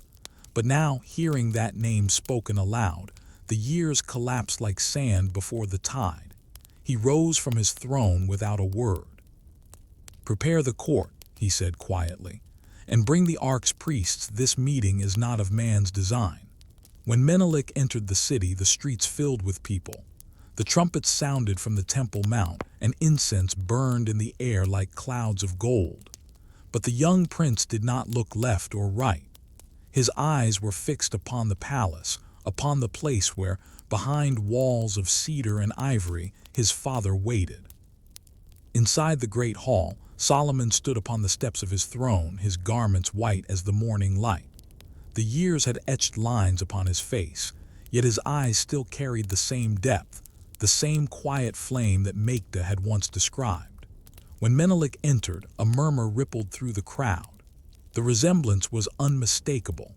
It was as though the king had been reflected in a younger mirror, the same poise, the same calm, the same quiet radiance that commanded without force. The boy knelt before him and spoke in a voice steady but reverent. "My lord," he said, "I come from the land of Sheba, from the queen who sought your wisdom and found more than words. I come not as a ruler, but as her son and yours." For a long moment Solomon said nothing. His hand trembled upon the golden scepter, his eyes searching the young face before him. The room seemed to fall away, the courtiers, the pillars, the murmuring priests, until only they remained, father and son, joined by silence. Finally, Solomon descended the steps. He reached out and his fingers brushed Menelik's cheek as though confirming that what he saw was real. "Your mother's eyes," he whispered, "and my spirit. I have waited for you since before you were born." The crowd bowed as Solomon embraced him, his tears falling upon the boy's hair. "Welcome home, my son," the king said, his voice breaking. "The light that left my heart has returned." In that instant, the trumpets of the court sounded again, not by command but by instinct, and the priests raised their voices in psalms of thanksgiving. The echoes filled the palace and spilled into the streets, until all Jerusalem knew that prophecy had touched their gates. That night, as the city celebrated, Solomon and Menelik sat together beneath the open sky. Between them lay the ring, the circle of remembrance that had crossed deserts and years to unite them. The king looked upon it and said softly, "This is no longer mine. It belongs to you now, for what was once promise has become presence." And as the moon rose high above the temple, its light resting upon them both, father and son spoke of all that had been lost and found again. The night was long, yet neither felt its passing, for the world itself seemed to pause, listening to the reunion of wisdom and inheritance beneath the gaze of heaven. For many days thereafter, Jerusalem was transformed. Bells rang from the temple spires and songs of praise echoed through the streets. The people rejoiced at the sight of Menelik walking beside Solomon, for it seemed as if youth and age, dawn and dusk, wisdom and renewal had joined hands. Wherever they went, silence fell, a reverent hush, as though angels trailed their footsteps unseen. In the palace gardens, Solomon and his son walked together at sunrise, their shadows stretching long across the marble paths. The king's pace had slowed with the years, yet his words carried the same quiet weight that could still the heart of any listener. He spoke to Menelik of the laws he had written, the spirits he had commanded, the burden of understanding that had shaped his soul. "I sought to know all things," Solomon said one morning as they passed beneath the pomegranate trees. "The ways of stars and beasts, the breath of wind, the order of time. Yet the more I learned, the less I knew myself. Wisdom without love is an empty light. It shows the path but not the heart that walks it. When your mother came, she brought me what even heaven had withheld, the reminder that truth must be lived, not merely spoken." Menelik listened in silence. He could feel the ache behind his father's words, the loneliness of a man who had touched heaven but longed still for something earthly, something human. And within that ache he found understanding, for he too had carried the same restlessness, the same yearning to bridge two worlds. In the evenings they sat upon the high terrace overlooking the city. The wind carried the scent of myrrh and cedar, and the temple lights burned like constellations below. Menelik would ask questions that startled even Solomon, questions of the soul, of time, of destiny. "Father," he asked one night, "why must knowledge and sorrow walk together?" Solomon smiled sadly. "Because the heart that sees truth cannot be blind to pain. The wise suffer not for themselves, but for the world they understand. Yet even sorrow can be holy, my son. It refines the soul like fire purifies gold." Another evening, Menelik asked, "Do you still speak with the angels?" "Sometimes," Solomon answered, gazing toward the temple. "But their voices have grown distant, perhaps because I have learned enough to listen to silence instead. They spoke of Sheba, too, of Makeda and her land of incense and sun." Solomon's voice softened whenever her name crossed his lips. "Your mother was light in human form," he said once. "She came seeking truth, but left me with something greater, faith. I see her in you every time you look toward the stars instead of the ground." At these words, Menelik's eyes grew bright. Then what am I to do with what I carry? Solomon turned to him, his gaze clear and unwavering. You are to bear it forward. The world must not forget that the light of heaven is not confined to one nation or one tongue. When I am gone, take what I have guarded and carry it to the land of your mother. Let the covenant dwell there where faith first met fire. Menelik bowed his head. The ark? He asked softly. Solomon said nothing for a long time. The torches flickered. There are mysteries that even kings dare not speak aloud, he whispered at last. But the time may come when heaven itself will command what must be done. His words lingered like prophecy, and though Menelik did not yet understand, his heart trembled. For in the depths of his being, he sensed that his journey was not yet complete. In the days that followed, Solomon presented Menelik before the elders and the high priests of Israel. The court stood in awe as the two stood side by side, their resemblance undeniable. The priests chanted psalms, declaring that the blood of David had found its reflection in the blood of Sheba, and that God had bound two nations in eternal kinship. But not all hearts rejoiced. In the shadows of the temple halls, whispers began. Some of the elders feared the unity of two thrones, a blending of prophecy they could not control. If the son of Sheba sits beside Solomon, they murmured, then who will inherit the covenant? What if the ark itself should depart? Solomon, wise beyond their fears, heard the murmurings and said only, you cannot contain light within a single lamp. It will burn where it is needed. Still, in the stillness of his nights, the old king began to dream again, dreams of the ark lifted from its place, of wings overshadowing the desert, of a fire that moved from mountain to mountain. And though he told no one, his heart began to prepare for a goodbye he knew must come. One evening, as Menelik knelt beside him, Solomon placed his hand upon his son's shoulder. Whatever path awaits you, remember this. Wisdom is not what you find, it is what you become. Menelik looked into his father's eyes, and for the first time he saw not a king, but a man who had walked through both light and shadow to reach peace. Then I will become what you began, he said. And in that vow the heavens bore witness, for even before the ark would move, the covenant had already found its heir. The seasons turned softly over Jerusalem, yet within its walls, eternity seemed to linger. The bond between Solomon and Menelik deepened with every passing day, the bond not merely of blood, but of divine recognition. The people spoke of them as one, the father of wisdom and the son of light. Together they walked the sacred courts. Together they prayed within the echoing chambers of the temple, and together they stood upon the terraces at dusk, watching the sun sink into the folds of the western hills. Yet Solomon's heart had begun to feel the slow gravity of age. His hair, once dark as cedar, had turned silver, and his hands, once steady as the wind, trembled when he held the sacred scrolls. He had lived as the vessel of divine wisdom, but even a vessel must one day be poured out.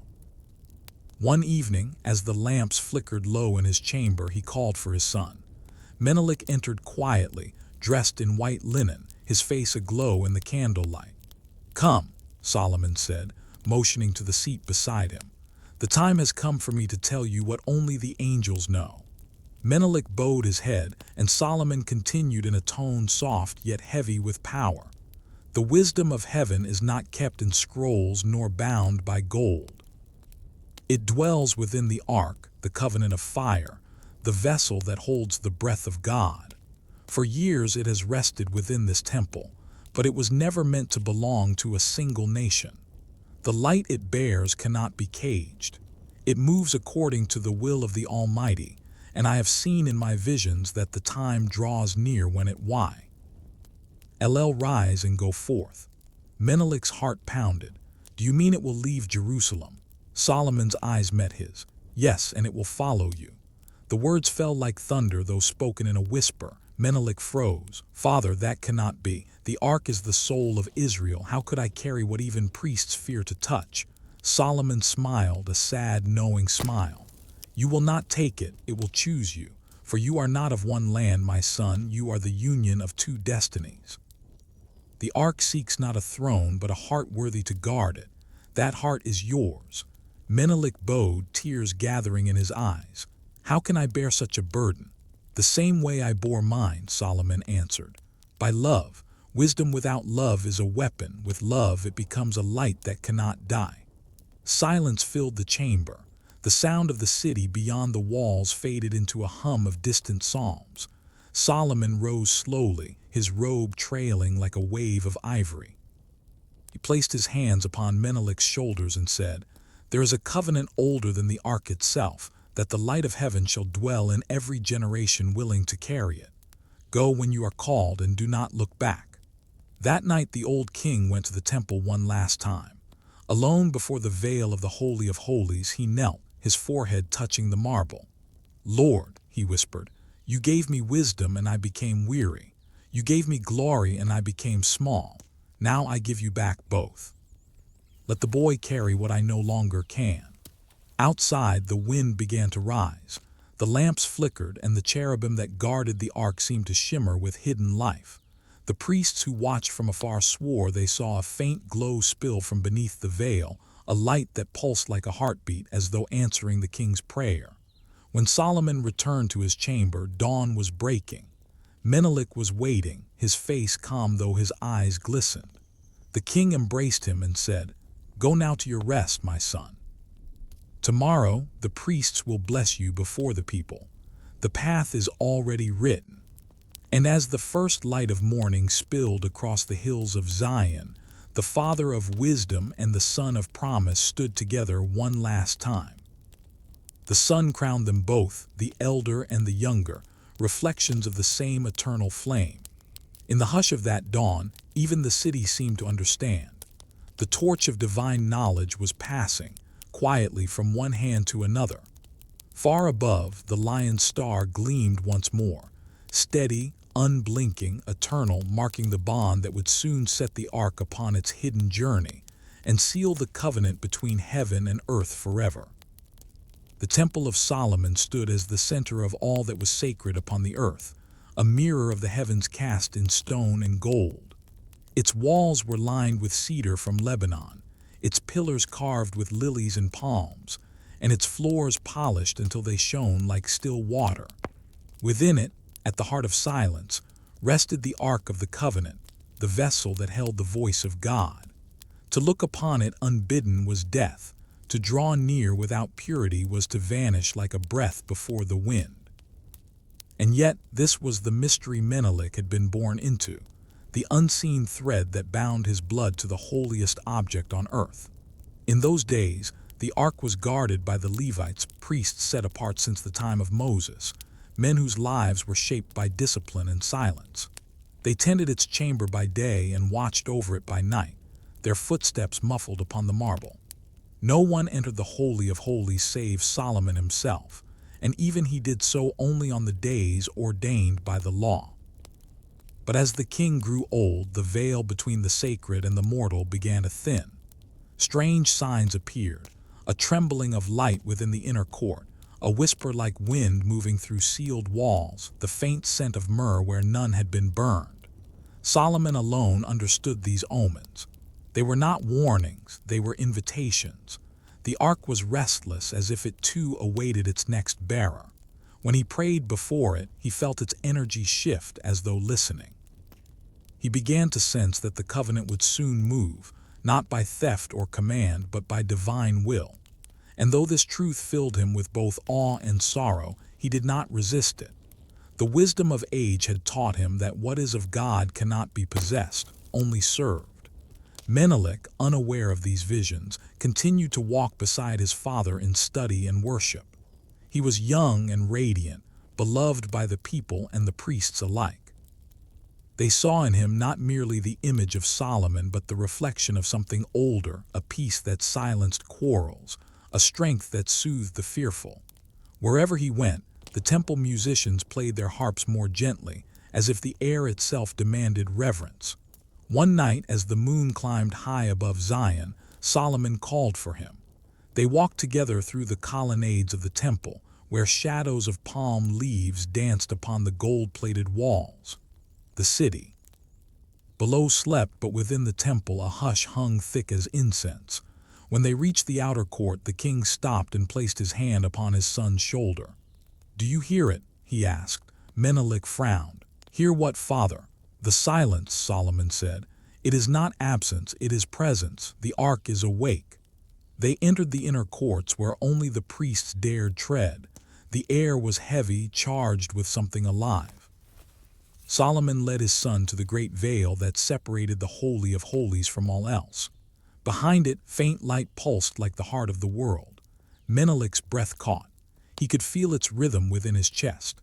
"This," said Solomon, his voice hushed yet trembling, "is the throne of the Eternal. Within lies the covenant of light, the tablets written by the finger of God, the manna of the wilderness, the rod that once flowered. These are the relics of faith, but the ark itself is more than relic. It is the meeting of heaven and earth." Menelik's eyes filled with wonder. "How can such a thing be guarded by men?" "It cannot," Solomon replied. "That is why the ark chooses its guardians. I did not bring it here, it allowed me to keep it. And now it grows restless, for it has seen you." The air shifted. A low hum filled the chamber, deep and resonant. The veil trembled as if stirred by an unseen wind. Menelik felt warmth spread through his body, not from flame, but from within. He looked at his father, who nodded solemnly. "Do not fear," Solomon said. "The presence knows its own." And as the young prince knelt upon the marble, the veil rippled once more, the light behind it swelling brighter, as if the ark itself acknowledged the son of Solomon and Sheba. It was then that Menelik understood what had called him across the desert, not merely a longing for his father, but a summons from the very voice that had once thundered upon Sinai. That night became one of trembling reverence, for the air itself seemed alive. The priests sleeping in the outer courts woke suddenly, startled by the feeling that something unseen had entered their dreams. The lamps along the corridors flickered without wind, their flames bending toward the inner sanctum as if drawn by breath. Within the Holy of Holies, beyond the great veil, the Ark of the Covenant pulsed softly in light, not burning, not consuming, but breathing. Menelik knelt where his father had once stood so many times before. His heart pounded, not from fear, but from recognition. The hum that filled the air resonated within his very bones, as though his blood remembered what his mind could not. Solomon stood behind him, hands clasped, eyes closed. He dared not speak, for he felt, even in his age and wisdom, that this moment was not his to command. It was the continuation of something that had begun long before either of them existed, a design whispered into being when the world was still young. Then the veil stirred.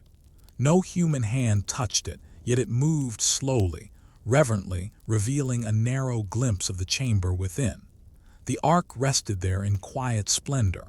Its surface shimmered like molten gold, yet its light was not of this world. Between the carved cherubim, a faint radiance flickered, the Shekinah, the indwelling presence of the Most High. Menelik bowed until his forehead touched the cold marble floor. In that instant, a vision unfolded before him. He saw mountains burning with unearthly fire, rivers turning to light, and tablets of stone descending upon a cloud. He saw his father standing beneath the temple's glory and his mother kneeling in prayer far across the desert. And then he saw himself standing between them, holding something that shone like the morning star.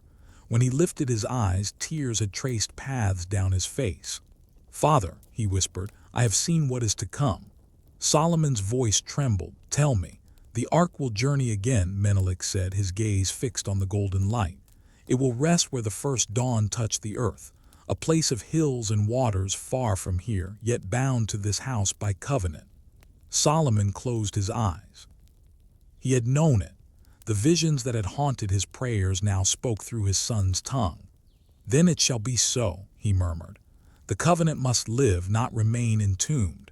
If God wills it to move, who am I to resist?" The veil fell still and the chamber dimmed.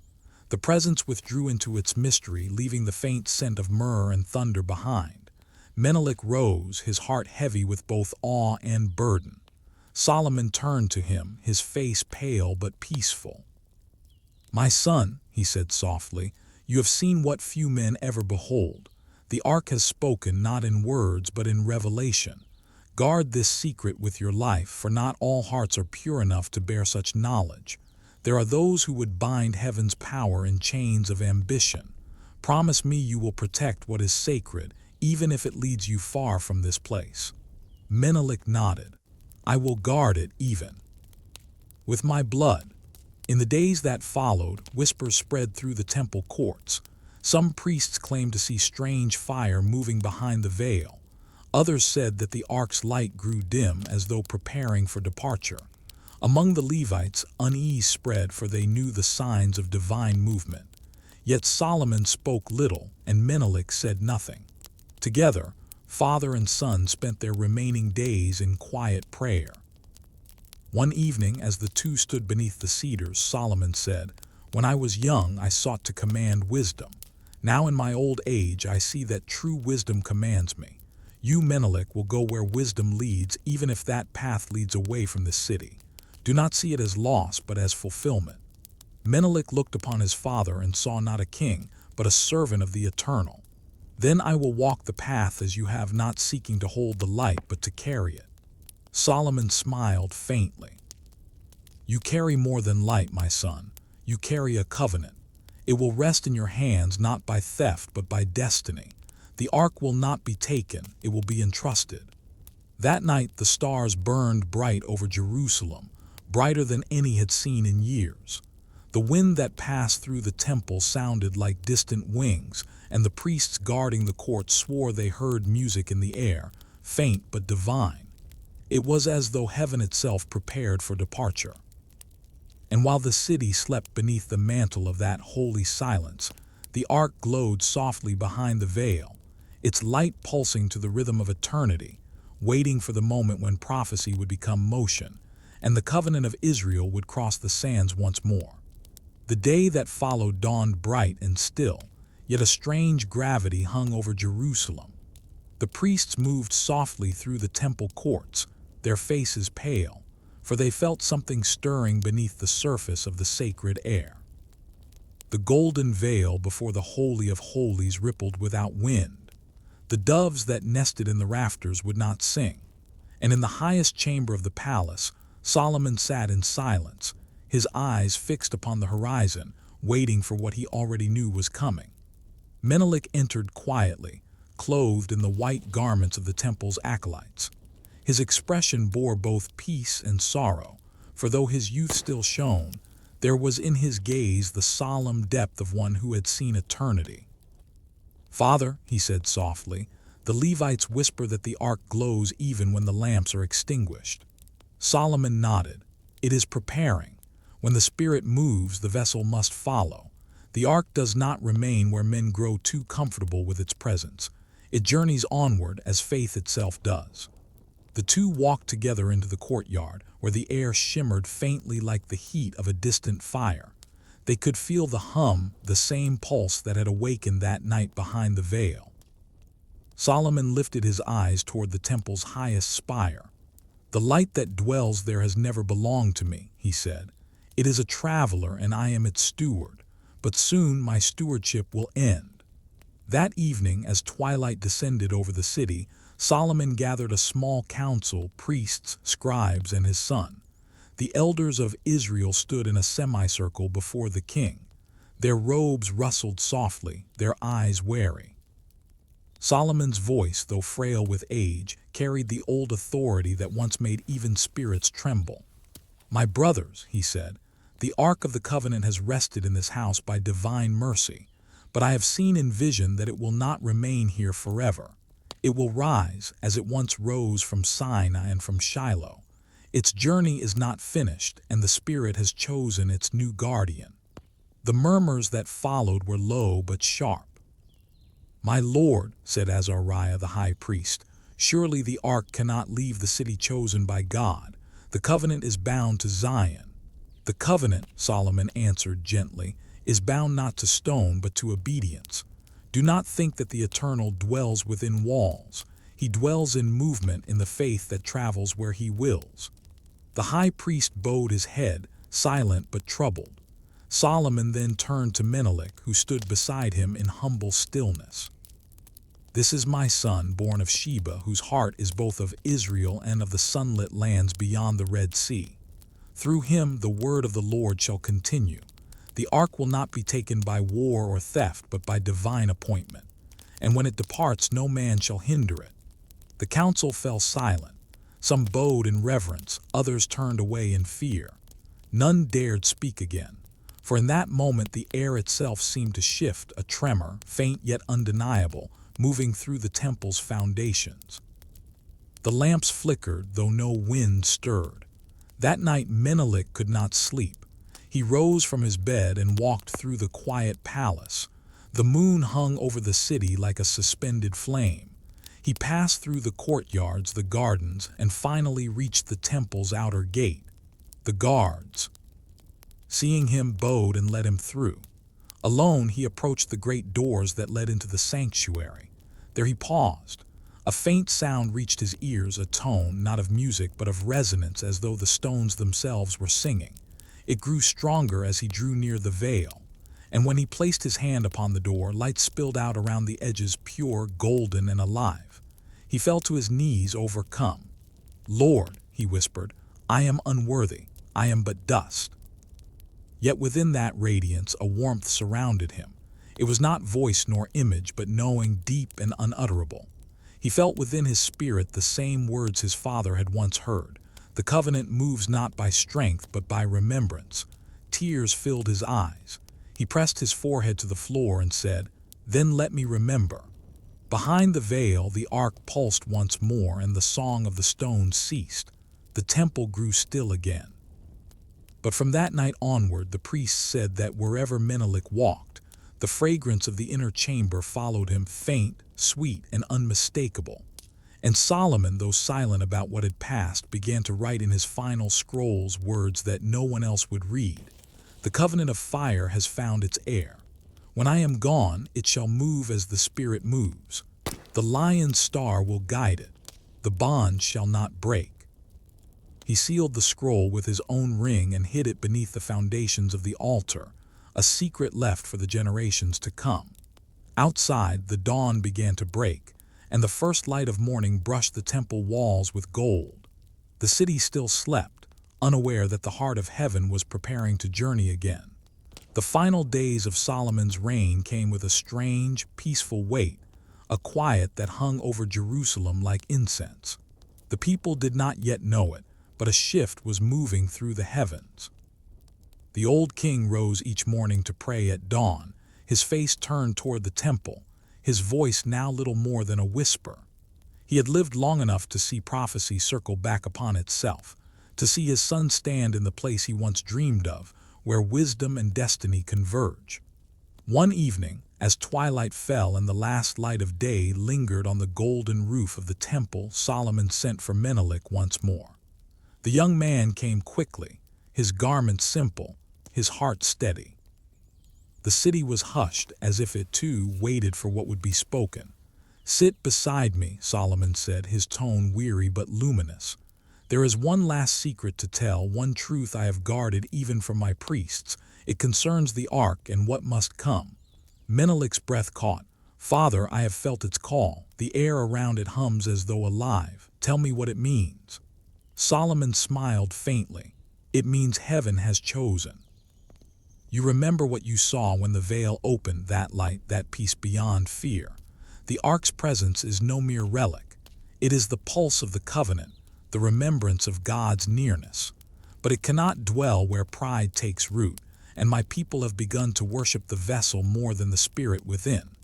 It must travel once more, that it may remind the world who reigns." The old king reached into his robe and withdrew a key wrought of pure gold. Its handle bore the engraving of 2 wings and a single star. "This key opens the chamber beneath the inner altar," he said. "There lies a passage few know of, a gate that leads beneath Zion itself. The ark will pass through it unseen, guarded not by soldiers but by angels. You will go with the priests I appoint, and when dawn breaks, the covenant will rest beneath the new sun." Menelik bowed his head, awe and sorrow mingling in his chest. "But will I see you again?"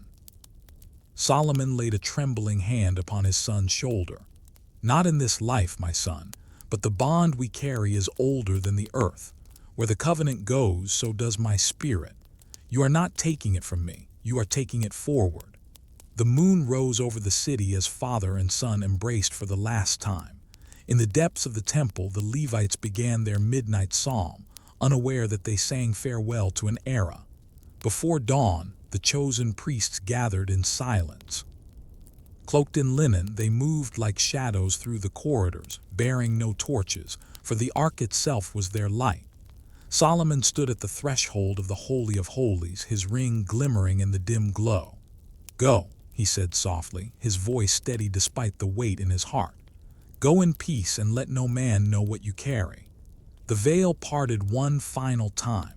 The ark shimmered, radiant yet soft, as though its fire had grown gentle in the presence of obedience. The priests bowed deeply before lifting it by its poles. Menelik walked beside them, the golden key in his hand. As they passed through the hidden chamber, Solomon watched until the last glimmer of light vanished into the shadows beneath the altar. For a moment, the temple was utterly silent. Then, a rush of wind filled the sanctuary, a sound like wind. Vast and unseen. The lamps flared, the walls shook, and the fragrance of myrrh and lightning filled the air. The priests fell to their knees, crying out, "The Spirit moves." When dawn broke, the city awoke to calm. The temple stood unchanged, yet within its heart the ark's place lay empty. Only Solomon knew what had occurred, and he told no one. That morning he climbed the highest tower and gazed toward the south, toward the land of Sheba. "It is done," he whispered. "The covenant has taken flight." A single tear fell upon the stone at his feet, glinting like dew. The wind rose, carrying with it the faint sound of harps and the promise of eternity. Far beyond the deserts, the caravan of Menelik moved unseen through the dawn, the ark hidden within a chamber of cedar and gold. And as they journeyed, the lion star shone above them, brighter than it had ever been, guiding the covenant home. The night before their departure, Jerusalem slept beneath an unnatural calm. No trumpet sounded, no voice broke the air, only the faint murmur of wind passing through the olive groves. Within the secret chamber beneath the temple, the Ark of the Covenant rested, veiled in linen and shadow. Around it stood Menelik and the Levite priests chosen by Solomon, their faces pale with awe, their hearts beating to the same silent rhythm. The air was alive, humming with unseen power, as though the stones themselves were aware of what they carried. Menelik looked once more toward the passage that led upward to the temple above. He could still feel his father's presence there, not as a man, but as a lingering light, a blessing that followed him into the unknown. In his hand he held the golden key, warm as if it pulsed with life. The ark's golden wings gleamed faintly in the torchlight, their glow neither of flame nor metal but of something eternal, quiet, breathing. "Cover it well," Menelik said softly. "Let no eye profane what heaven has entrusted." The priests obeyed, lowering the veils of woven silk and sealing the frame with oil and incense. As they did, a low sound, not quite thunder, not quite wind, filled the tunnel. It was as though the earth exhaled, acknowledging what passed through its depths. When the dawn came, the caravan stood ready beyond the city's southern gate. Only a handful of trusted men knew what they bore, and even they dared not speak of it. They moved like a procession of ghosts through the morning mist, horses, camels, and wagons heavy with gold and spice to disguise their true burden. Behind them, the sun climbed the eastern sky, casting the first light upon the temple where Solomon knelt in prayer, his heart silent and still. Thus began one of the most sacred journeys in the history of the world, the secret passage of the Ark of the Covenant from the city of Zion to the mountains of Ethiopia. The road stretched across lands of heat and silence, across rivers and salt plains, through kingdoms whose names have long since turned to dust. The caravan moved by night, for even the stars seemed safer than the eyes of men. Each evening they camped beneath the lion's star, the same celestial flame that had marked Menelik's birth. The priests kept watch in shifts, never letting the ark out of their sight. Sometimes, as they prayed, the air around it shimmered faintly, and a scent of rain and cedar filled the night. One priest swore he saw a halo of light descend over the prince as he slept, though when he looked again it was gone. Days became weeks, and the desert swallowed their trail. The heat by day was fierce enough to crack stone, and yet wherever they camped, a breeze rose to cool them. When their water ran low, springs appeared between the rocks. When their path was blocked by cliffs, storms of wind swept the sand aside to reveal hidden passes. The men began to whisper that the ark itself was guiding them, that the hand of God walked before their steps. Menelik never allowed pride to take root. Each night he knelt before the veiled ark, pressing his forehead to the earth. "Not by my strength," he would pray, "but by the covenant that lives within you. Let me serve as the path, not the destination." One night, as the caravan rested among the dunes, a great wind arose from the south, warm, perfumed, carrying with it the faint fragrance of frankincense. Menelik lifted his eyes and saw the sky alive with shifting lights. The lion star burned at the center, brighter than ever, its tail stretching toward the very direction of his homeland. He felt his heart tremble. "We are near," he said. And far across the sands in the hills of Sheba, Queen Makeda awoke from a dream. In it she had seen her son walking upon a road of fire, a golden chest shining before him, and Solomon standing beside the dawn. When she rose, the same wind that carried the scent of incense to her son brushed her window, whispering through the trees, "The covenant returns." In that stillness, the queen wept not from but from the overwhelming beauty of prophecy fulfilled. Her child was coming home, and with him, the light of heaven itself. The caravan pressed onward through the wilderness, their steps guided by the same unseen hand that had parted seas for their ancestors. They moved beneath a sun that seemed to burn through time itself, across ancient lands where the bones of forgotten empires lay buried beneath shifting dunes. Yet no harm came upon them. The wind that once carried storms now cooled their path, and where thirst should have conquered them, the earth opened its hidden wells. The ark's presence was a living current among them, invisible, yet undeniable. Menelik rode at the front, his eyes fixed upon the horizon. He had begun to feel the rhythm of the journey not as burden, but as prayer. The sounds of the camels' steps, the creak of the wheels, and the whispered psalms of the Levites formed a kind of hymn, a heartbeat that echoed the will of heaven itself. At night, when all else slept, he sat beside the veiled ark, watching the stars shimmer over the desert. There were moments when he thought he saw the outline of wings spread in the air above it, faint, luminous, like breath caught in starlight. One evening, as the caravan made camp beside a narrow ravine, Menelik called the priests together. "Ark must not be seen nor touched by any hand unworthy," he said. "From this night forward we travel under silence, speak no word of what we carry, let even the wind forget." The eldest of the Levites, Azariah, bowed. "My lord," he said, "we have felt its power, it sleeps, yet it watches. We will keep the covenant hidden as if we ourselves were veiled." As they prayed, a faint tremor passed through the ground, gentle but unmistakable. The camels stirred, their breath steaming in the night air. Then the ark gave a low hum, deep as the sound of thunder beneath the earth. The priests fell upon their faces, weeping. "It approves," whispered Azariah. At dawn, they began to climb the mountain passes that marked the edge of the Arabian wilderness. The road narrowed and the air grew cool. Around them, the desert began to give way to green hills and mist. When they reached the high ridges of the Red Sea's edge, they saw the vast waters spread before them, endless and glimmering, separating them from the land of Sheba beyond. Menelik dismounted and gazed upon the sea with reverence. The priests stood beside him, their robes fluttering in the wind. "This," Menelik said, "is the path that divides the old from the new. The covenant crossed waters before, it shall cross them again." But how it would cross, none could say. There were no ships strong enough to bear the ark, nor captains willing to attempt such a passage. The sea was known for its tempests and for swallowing even the mightiest fleets.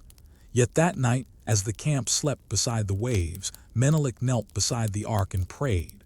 "Lord of my fathers," he said, "you who carried Moses through the Red Sea and guided my father through the storm of his wisdom, guide me now. Let this water not be a barrier but a bridge." When dawn broke, a miracle awaited them. The sea was calm, unnaturally so. The waves had fallen flat as glass and a mist hung low over the horizon. From within that mist came a faint light, golden, pulsing, familiar. Menelik rose to his feet. "Prepare the caravan," he said. "The way has opened." They moved toward the shore, and as the ark was lifted upon its poles, the wind changed. The scent of myrrh filled the air. A hush fell over the company as they stepped into the shallows, and the waters began to shimmer beneath their feet. The priests gasped. The tide did not rise, it parted. A narrow path of dry sand appeared, stretching across the sea toward the faint outline of distant hills. Menelik turned to his men. "Fear not," he said, his voice carrying over the sound of the whispering waves. "This is not my doing, it is remembrance. The same hand that led Israel through the wilderness leads us now." The priests raised their voices in psalm, their chant echoing like thunder across the water. The ark glowed faintly beneath its veils, casting a golden reflection upon the mist. And so they crossed, not in haste or fear, but in solemn procession, their feet treading upon the sea as upon solid earth. When the last man stepped onto the opposite shore, the waters closed silently behind them. The mist rose, and the sun poured its light upon the hills of Africa. Before them lay a land vast and fertile, mountains veiled in blue, rivers glinting like silver serpents in the distance. Menelik fell to his knees, his hands pressed to the soil. "This," he said, "is where the covenant shall dwell." And as he spoke, a single beam of light broke through the clouds, striking the ark where it rested. The priests covered their faces, for the radiance was blinding yet gentle, like the touch of God upon a child. When the light faded, a hush fell upon them. Even the wind seemed to hold its breath. They had come home. When they reached the highlands of Ethiopia, the earth itself seemed to rise in song. The mountains unfolded before them like a vast cathedral, veiled in mist and sunlight. Rivers flowed through the valleys like veins of silver, and the air carried the perfume of frankincense and rain-soaked stone. It was a land untouched by the arrogance of empire, raw and sacred, the kind of place where the divine could dwell in peace. Menelik dismounted and stood upon a ridge overlooking the horizon, his robe billowing like white fire in the wind. "Here," he said softly, "the covenant shall rest." The priests gathered behind him, their faces awestruck. Azariah, the eldest among them, fell to his knees. "This land feels alive," he whispered, "as though it has been waiting since creation for this moment." Menelik nodded, "Because it has. My mother once told me this soil was blessed before the flood, that its mountains were shaped to cradle light. The ark has not come to a new home, it has returned to its origin." The caravan descended through forests of acacia and myrrh. The people of Sheba came forth to greet them, for word of Menelik's return had spread through every village and valley. They brought gifts of gold, honey, and salt, bowing before the young king who bore the light of two thrones. But when they saw the veiled chest carried behind him, they fell silent. There was something in its presence that drew both awe and fear. The air shimmered faintly around it, and a warmth neither of sun nor of fire radiated outward, touching the hearts of all who drew near. Menelik raised his hands. "Do not be afraid," he said. "What you feel is not power but peace. The God of my father and the creator of all has sent his covenant to dwell among us. This land is now Zion reborn." A murmur rippled through the crowd, prayers, tears, songs rising like incense into the morning sky. And as the procession entered the capital, Queen Makeda came forth to meet them. She was older now, her hair streaked with silver, her eyes deep and still as water. Yet when she saw her son, she straightened, her regal presence undiminished. "Menelik," she said, her voice trembling. "The dream has come full circle. You have brought back not only your father's wisdom, but the fire of heaven itself." Menelik knelt before her and took her hand. "Mother," he said, "you once crossed the desert to seek the light. Now that light has crossed the world to return to you." She wept then, as only mothers and prophets weep, with both joy and understanding. Behind them the priests sang the song of ascent, their voices blending with the cries of the people and the rustle of trees. They carried the ark through the city and up the mountain that rose beyond it. The climb was steep, and each step echoed like a heartbeat in the earth. Clouds drifted low across the peaks, wrapping the procession in mist. When they reached the summit, a great plateau opened before them, ringed by stone cliffs. There Menelik ordered a temple to be built, not of gold or cedar, but of living rock. "This shall not be the temple of a man," he said, "but the dwelling of the Eternal. Let the mountain itself guard the covenant." For 40 days the people labored, carving the mountain into sanctuaries. The priests fasted and prayed while artisans cut the stone. And when the work was done, they lowered the ark into its resting place, a chamber hewn deep within the heart of the earth, hidden from all eyes. On the day of consecration, the sky burned red with dawn. Menelik stood before the gathered multitude and raised his arms. "Let this land be called Zion," he declared. "For as the first Zion carried the covenant, so shall this one carry its memory.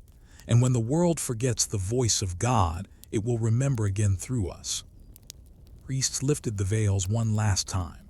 The ark shone with a brilliance so pure that the people fell upon their faces. From it came a sound like wind and water, soft yet vast, the music of creation itself. And as they listened, they felt their fears melt away. Queen Makeda stood beside her son and whispered, "So it is done. The covenant walks no more, but rests."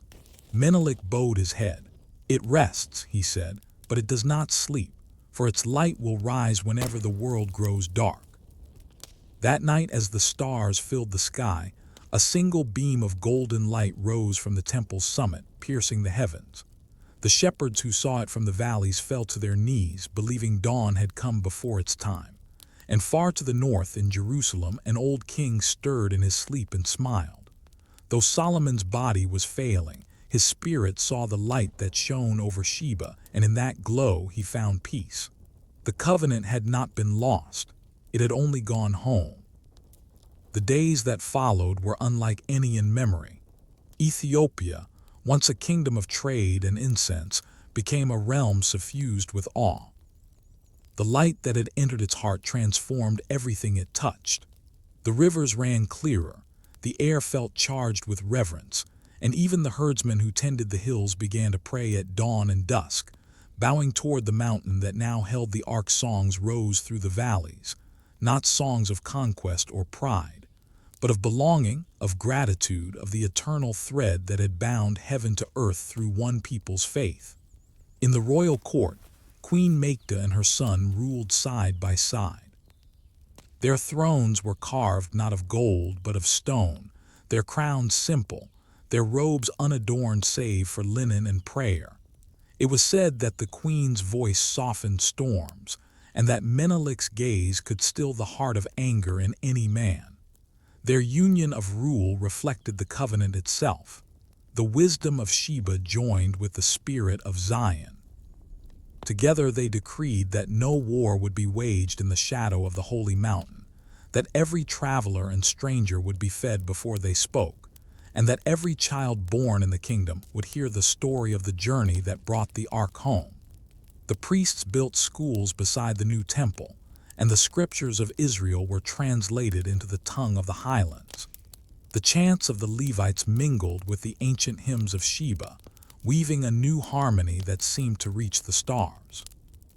The ark rested deep within its chamber, hidden and silent, yet its presence was felt everywhere, in the clarity of the air, in the courage of the people, in the dreams of the children who slept beneath the lion's star. Menelik often visited the temple alone. He would descend into the chamber barefoot, carrying no weapon, no crown, only the ring his father had once given to his mother. There, before the veiled ark, he knelt in silence, feeling the pulse of the divine through the stone beneath his palms. He did not ask for power or victory. His prayer was simple: let me guard this light as you guard the dawn. One evening while he prayed, a faint radiance filled the chamber. It glowed softly upon the walls, tracing the ancient carvings with lines of fire. And in that glow Menelik saw a vision, his father standing upon the Mount of Olives, his hands raised toward the south. Behind Solomon rose the shadow of a great city, its towers fading into light. The old king spoke, though no sound left his lips, and Menelik felt the meaning in his heart. The covenant is not gone from me, nor from Israel, nor from you. It moves like breath, unseen, eternal. When the vision faded, Menelik wept and pressed his forehead to the ground. Then I will keep it, he whispered, until you call it forth again. Word of miracles soon spread beyond Ethiopia. Travelers from distant lands spoke of a mountain that shone at night, of voices like angels heard in the wind. Some claimed to have seen fire descend upon its summit. Others said that no enemy who marched against it ever returned. Yet those who sought the ark for glory or greed never found it. The road twisted, the mists deepened, and they turned back in confusion. For the covenant was not meant to be possessed. It revealed itself only to those who came in faith, as the queen once had. As the years passed, Makeda grew old and took her rest in the mountain's shadow, content that her son had fulfilled the prophecy written in her heart. And Menelik, who had crossed deserts and seas to bring the covenant home, became a legend even before his death. The people called him the keeper of light. In the final years of his life, he would stand each evening upon the temple terrace, watching the lion's star blaze across the heavens. "Father," he would whisper into the wind, "the light you tended still burns." And when at last he was gathered to his ancestors, they said the ark's light brightened for 7 days and nights, pulsing softly within its chamber, as if mourning and rejoicing all at once. Thus the covenant found rest in the land of Sheba, beneath the mountain that drank the sunrise. And though empires would rise and fall, though time itself would grow weary, that light would remain hidden, living, waiting for the age when heaven would once again walk among men. The years that followed Menelik's return became known across the ages as the Golden Dawn, a time when Ethiopia was not merely a kingdom but a sanctuary. The ark rested deep within the mountain, hidden from every eye but felt by every soul. Its unseen radiance filled the air like fragrance, transforming the land into a living psalm. The rains came when the people prayed, the fields yielded double their grain, and peace lingered like morning mist over the valleys. It was as though heaven itself had spread its wings over the realm, sheltering it from the chaos of the world beyond. In the capital, which now came to be called Zion of the South, life pulsed with sacred rhythm. Priests recited the Psalms of David in the ancient tongue of Sheba. Scribes wrote the laws of justice and mercy as Menelik decreed them. Every 7th day the people gathered upon the terraces that looked toward the mountain. There they sang hymns not of victory but of remembrance, songs of the queen who had sought wisdom, the king who had given it, and the son who had carried its light home. Menelik ruled not as conqueror but as guardian. His throne was carved from the black stone of the highlands, unadorned except for the emblem of a winged sun, the symbol of divine watchfulness. When he spoke, his words carried the calm authority of one who had seen both the mystery of the ark and the mortality of kings. His decrees were simple. No blood was to be spilled in the shadow of the holy mountain. No foreign god was to be worshipped within the land. And every man, whether noble or servant, was to eat from the same harvest, for the light of the ark shines upon all who live beneath its wings. Under his guidance, Ethiopia became a realm of learning. Scholars came from distant lands, from Egypt, Arabia, even from the remnants of Israel scattered by time, to study in its courts. They copied sacred texts, debated the secrets of the heavens, and told tales of the covenant's journey, each adding to the growing legend.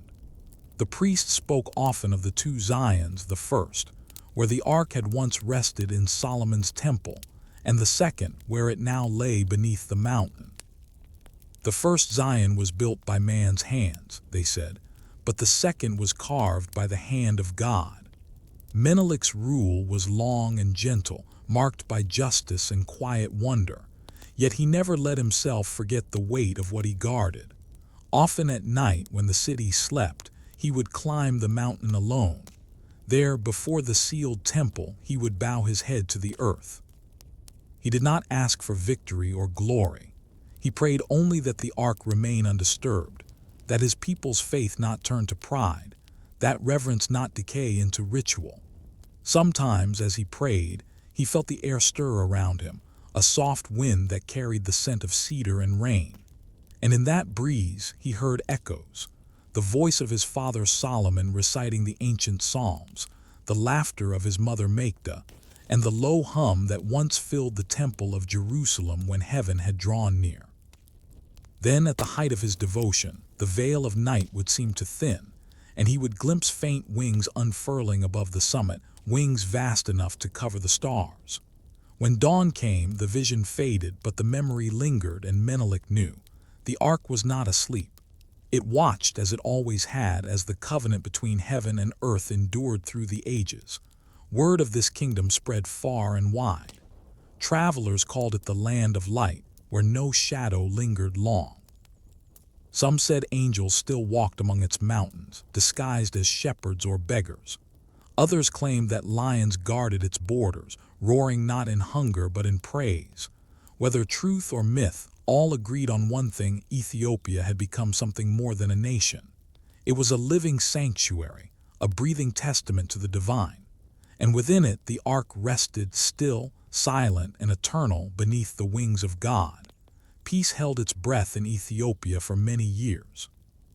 The kingdom had grown into a tapestry of light and silence, a place where men and angels seemed to share the same air. Yet even in the calmest dawn, destiny whispers. Change, slow and unseen, began to move like wind beneath still water. Menelik grew older, but his presence only deepened. His hair silvered like the morning moon. His hands bore the gentleness of one who had lived long in obedience to heaven. The people revered him not as a king, but as a shepherd of mysteries. Under his rule, Ethiopia's scholars built the first houses of knowledge, sanctuaries of script and song where holy texts from across the world were gathered, the Torah, the Psalms, the Proverbs, and the wisdom of their own ancestors. These writings were copied by candlelight, inked in patience, so that no voice of truth would be lost to time. Yet among the elders of the priesthood, there arose a question whispered in secrecy.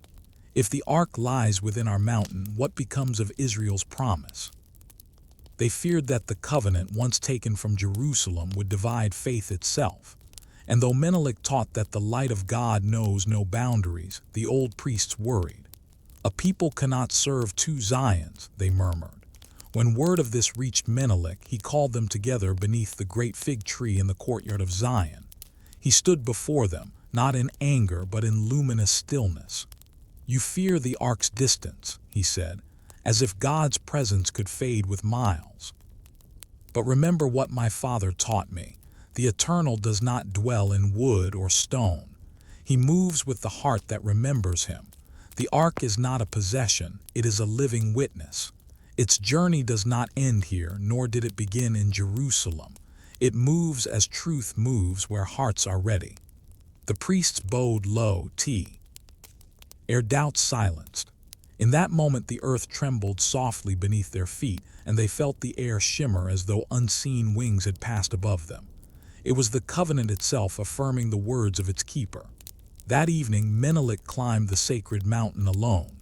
He brought no guards, no priests, only a torch and the ring that bore the seal of Solomon. The climb was steep, the air thin, yet his heart was calm. When he reached the mouth of the temple, he extinguished his flame and entered darkness. There was no need for light.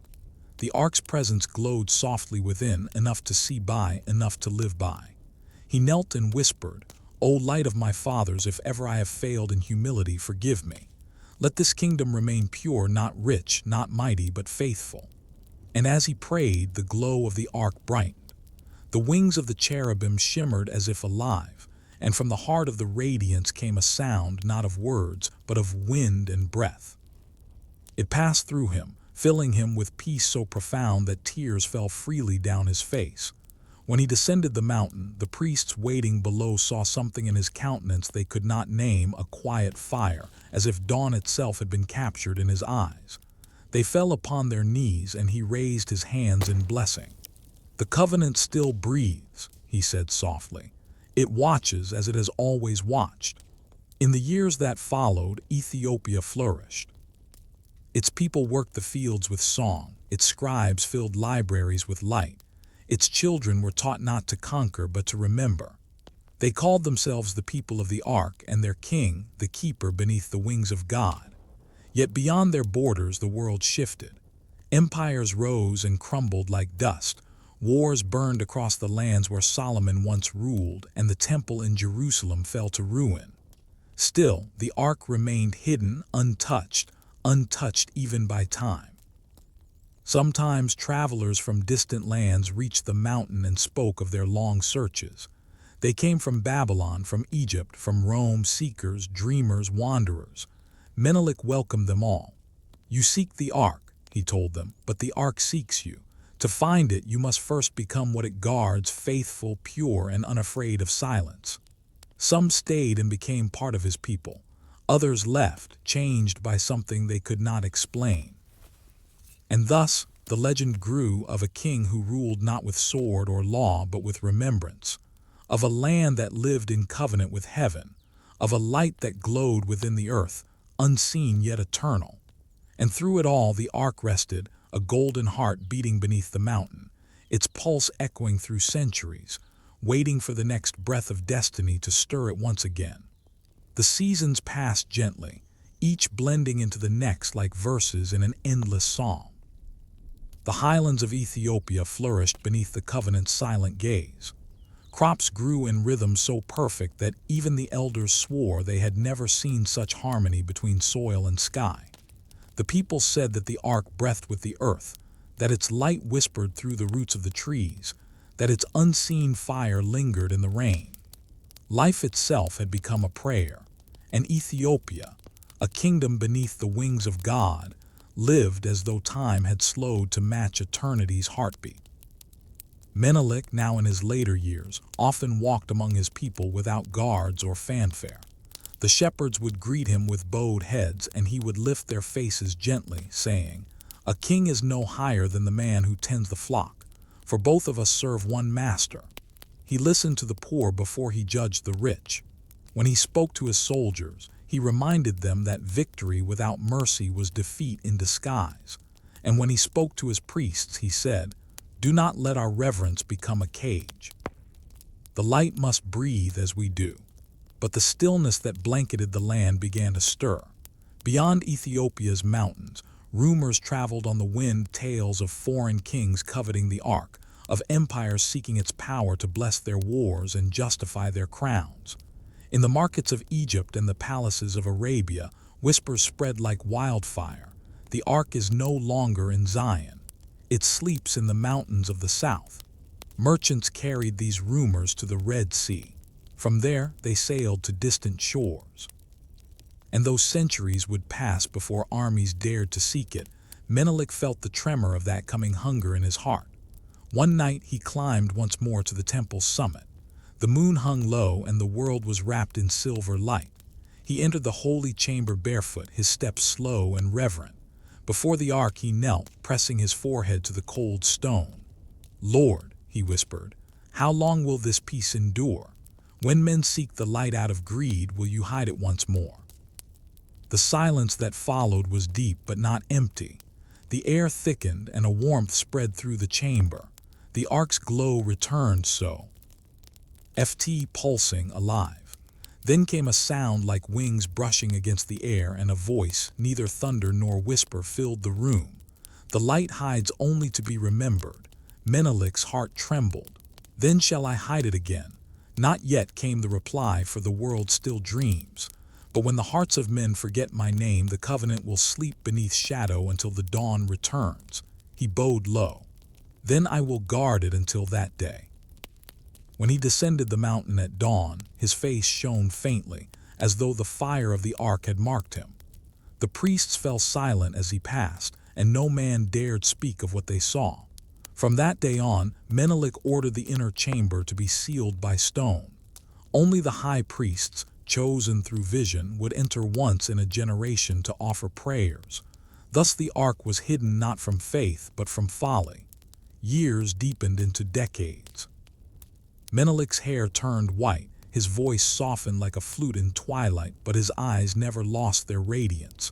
When his time drew near, he called his council together beneath the mountain. "I have seen the shadow of the ages," he told them. "Nations will rise and fall, and kings will seek the ark to crown their vanity. But remember this, no hand of greed will ever find it, for it dwells in light too pure for conquest. Guard it with silence, pass it to those who dream humbly, and when the time comes, let the mountain itself conceal it." That night, as the moon set behind the peaks, Menelik went alone to the temple for the last time. The priests followed at a distance but did not enter. They saw him kneel before the sealed gate and lay his ring, the ring of Solomon, upon the stone. When dawn came, they found him lying there in peace, his face turned upward as though gazing at something unseen. And though his body had grown still, the faint scent of frankincense lingered in the air, and a soft light glowed from the cracks in the temple wall. The people mourned their king with hymns rather than wails. They carried his body down the mountain, buried him beside his mother, and declared, "The keeper has gone to the light." That night, the mountain was veiled in cloud, and lightning flickered silently above its peak. The priests said it was the wings of God closing once more around the ark, to guard it until another age of faith would awaken. And so the covenant slept, and Ethiopia became its living guardian, a nation chosen not to conquer but to remember.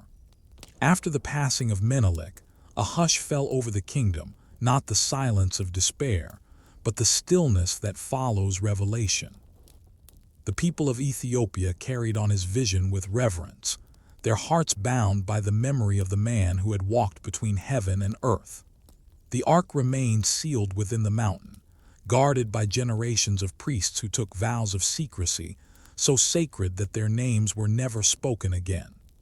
Only one among them, chosen through prayer and divine sign, would enter the chamber in each lifetime to ensure the covenant still breathed. The legend of Menelik spread beyond his borders, carried on the lips of travelers and poets. In Egypt, they spoke of a hidden Zion in the south. In Arabia, they whispered of a mountain that glowed at night.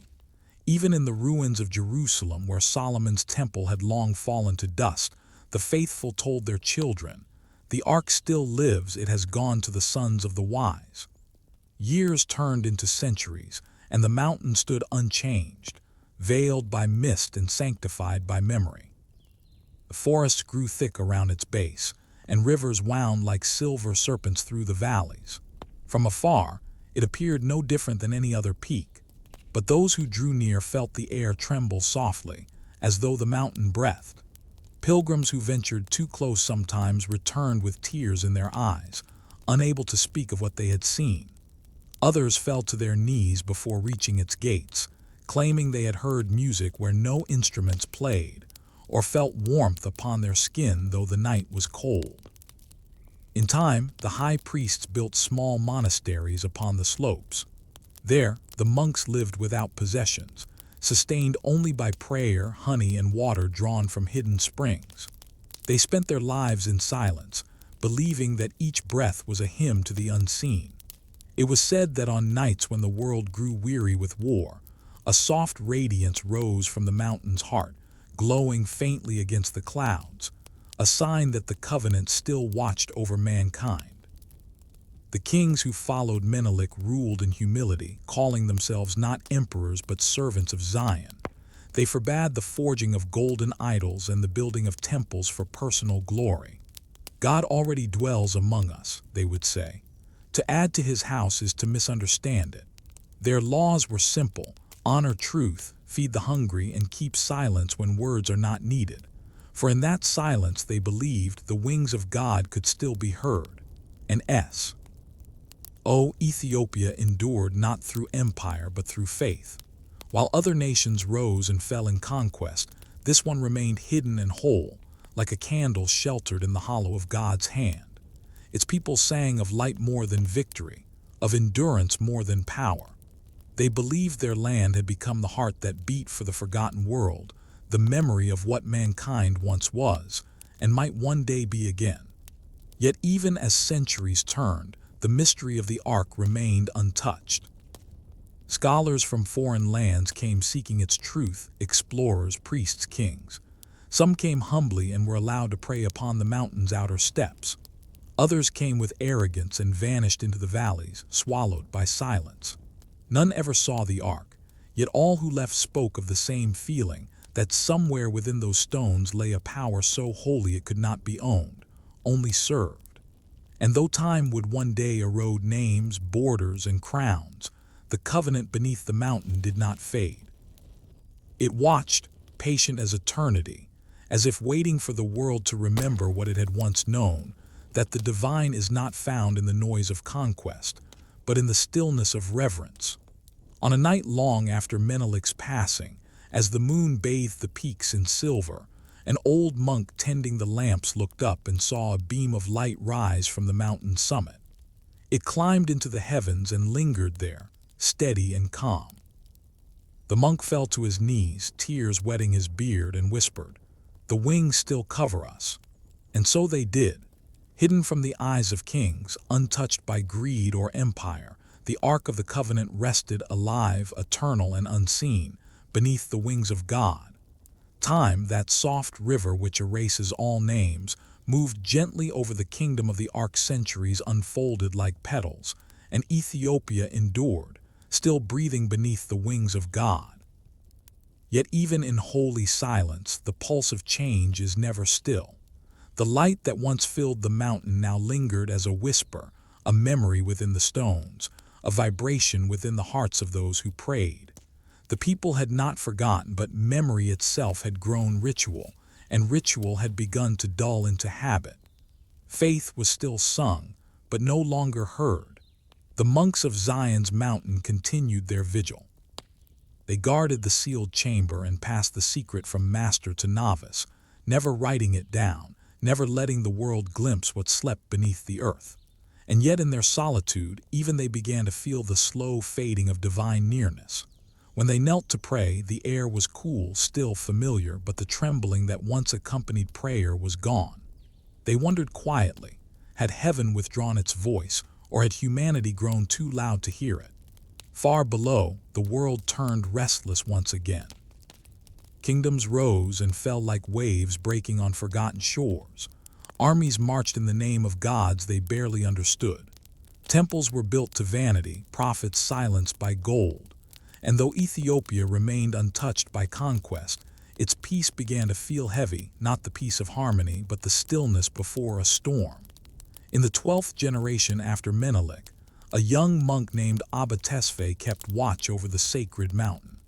He was humble, gentle, and unafraid of silence. Each night he climbed to the temple's highest terrace to light the vigil flame, a single lamp meant to remind heaven that the world still waited for its light. One night, as he lifted his hands to strike the flint, he paused. The stars above seemed dimmer than before, and the wind carried a strange stillness as though listening. He whispered, "Have we grown deaf, Lord, or have you grown silent?" His words vanished into the air. Yet in that moment, something stirred deep within the mountain, a vibration so faint he thought it a dream. The flame flickered on its own, catching fire before his hand moved. Tesfaye fell to his knees, trembling. "You still hear us," he breathed. But when he descended to tell the elder monks, they dismissed his story as vision born of solitude. "The Ark sleeps," they told him. "Let it rest until the appointed time." But Tesfaye could not forget. The silence of heaven pressed upon him like weight. He began to fast and pray, seeking the voice that once filled his ancestors with awe. Days passed, then weeks, until one dawn he stood again before the sealed chamber. His lips quivered as he prayed aloud. "If you are silent, let me be your sound. If the light has hidden, let me bear its remembrance."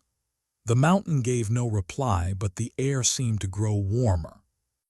The faint scent of myrrh filled the passage, and for a heartbeat he heard what could only be described as wings vast, distant, yet near enough to touch. That night Tesfaye dreamt of a valley shrouded in mist. From its depths came a voice, calm and eternal. "The silence between heaven and earth is not absence, it is waiting. The world has forgotten stillness, so stillness must return." When he awoke, tears wet his face and dawn had already begun to rise. He told no one of the dream. Instead, he began teaching the novices a new prayer, not of words, but of breath. "Speak less," he told them. "Listen more. The voice of God does not shout, it hums beneath the noise." The other monks soon followed his example, and within a year the entire monastery moved in quiet rhythm. No bells rang, no chants echoed. Their worship became silence itself. And though no one outside the mountain knew it, that silence began to spread. Across the valleys, the farmers rose before dawn to listen instead of sing. The shepherds led their flocks with gestures instead of calls. Even the wind seemed to slow, as though remembering its old harmony. Heaven, too, listened. For in that silence, pure, deep, human, the ark stirred once more. Seasons drifted like dreams over the highlands, and the kingdom below the sacred mountain settled into a rhythm that felt older than time itself. Silence had become its anthem. The markets spoke softly. The monks walked barefoot through the mists like ghosts of devotion. Even the children played in whispers, as though the very air might break if disturbed too sharply. The flame of Tesfaye's vigil burned on, and each night, it was said, a faint hum answered it from deep within the mountain. The slow heartbeat of the Ark Abba Tesfaye's fame spread quietly, like a fragrance rather than a sound.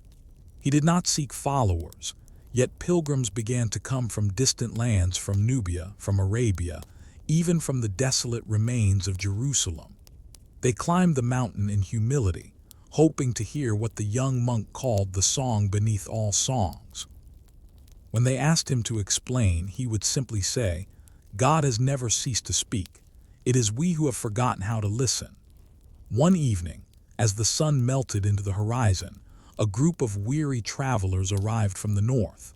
They were priests from a ruined temple, men who had carried what fragments remained of Solomon's psalms through generations of exile. They sought Tesfaye, believing the ark's resting place must hold an answer to the silence that had spread across the world.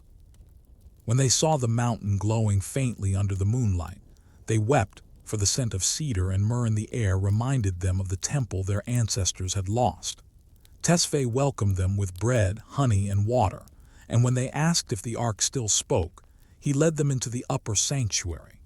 There, the night was so still that every breath seemed like an intrusion.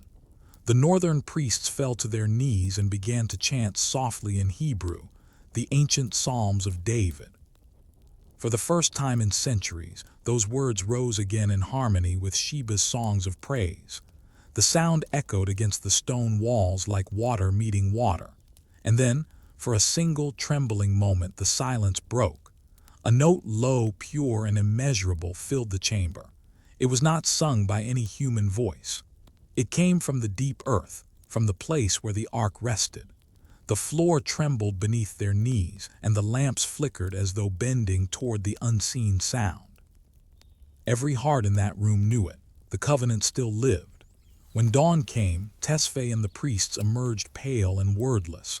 They could not describe what they had heard, for it was not a sound but an understanding, a message without words, a peace beyond speech. Tesfaye looked upon the rising sun and said quietly, "The silence between heaven and earth is not emptiness. It is the breath before God speaks." Word of the event reached the valleys, but Tesfaye forbade the monks from proclaiming it as miracle. "The sacred must not become spectacle," he said. "If men come to seek signs, they will lose what was given.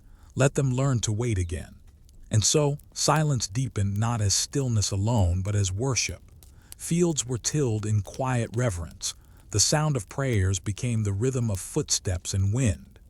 Ethiopia, once radiant with song, became a realm of serene contemplation. But beyond its borders, the world grew louder. Wars returned to the north, and kings rose who mocked the divine, naming themselves gods. Temples burned, scrolls were lost, and the cry of the earth grew harsher. One night, as storms raged in the far-off lands, Tesfaye stood upon the terrace and watched lightning flash beyond the horizon. He saw in those white bursts the cities of men destroying themselves, towers collapsing, fires devouring palaces, the greed of nations echoing like thunder. His heart ached, yet his face remained calm. "When the noise devours itself," he whispered, "the silence will heal the world." He turned and looked toward the sealed mountain. The lamps along the temple path flickered in the wind, and the hum from beneath the earth rose again, faint but steady. Tesfaye knelt, closing his eyes. "They cannot hear you yet," he said softly. "But one day, when the world grows tired of its own voice, it will seek the stillness again." That night the storm passed. The stars reappeared one by one, their light reflected in the quiet pools around the monastery. And though the mountain said nothing, its silence felt alive, vast, endless, waiting. Within that silence, the covenant listened too. It had always listened since the days of Solomon and Makeda, through the journey of Menelik, through centuries of faith and forgetting. The ark did not speak because the time for words had ended. It waited, as heaven waits, for the world to remember the language of stillness. And on that mountain, under that unbroken sky, the silence between heaven and earth became the bridge that joined them once more. Years passed like drifting clouds, and the world beyond the mountain continued its descent into noise. Empires shouted their names into the wind. Kingdoms drowned themselves in the echoes of pride. Yet within Ethiopia, silence endured.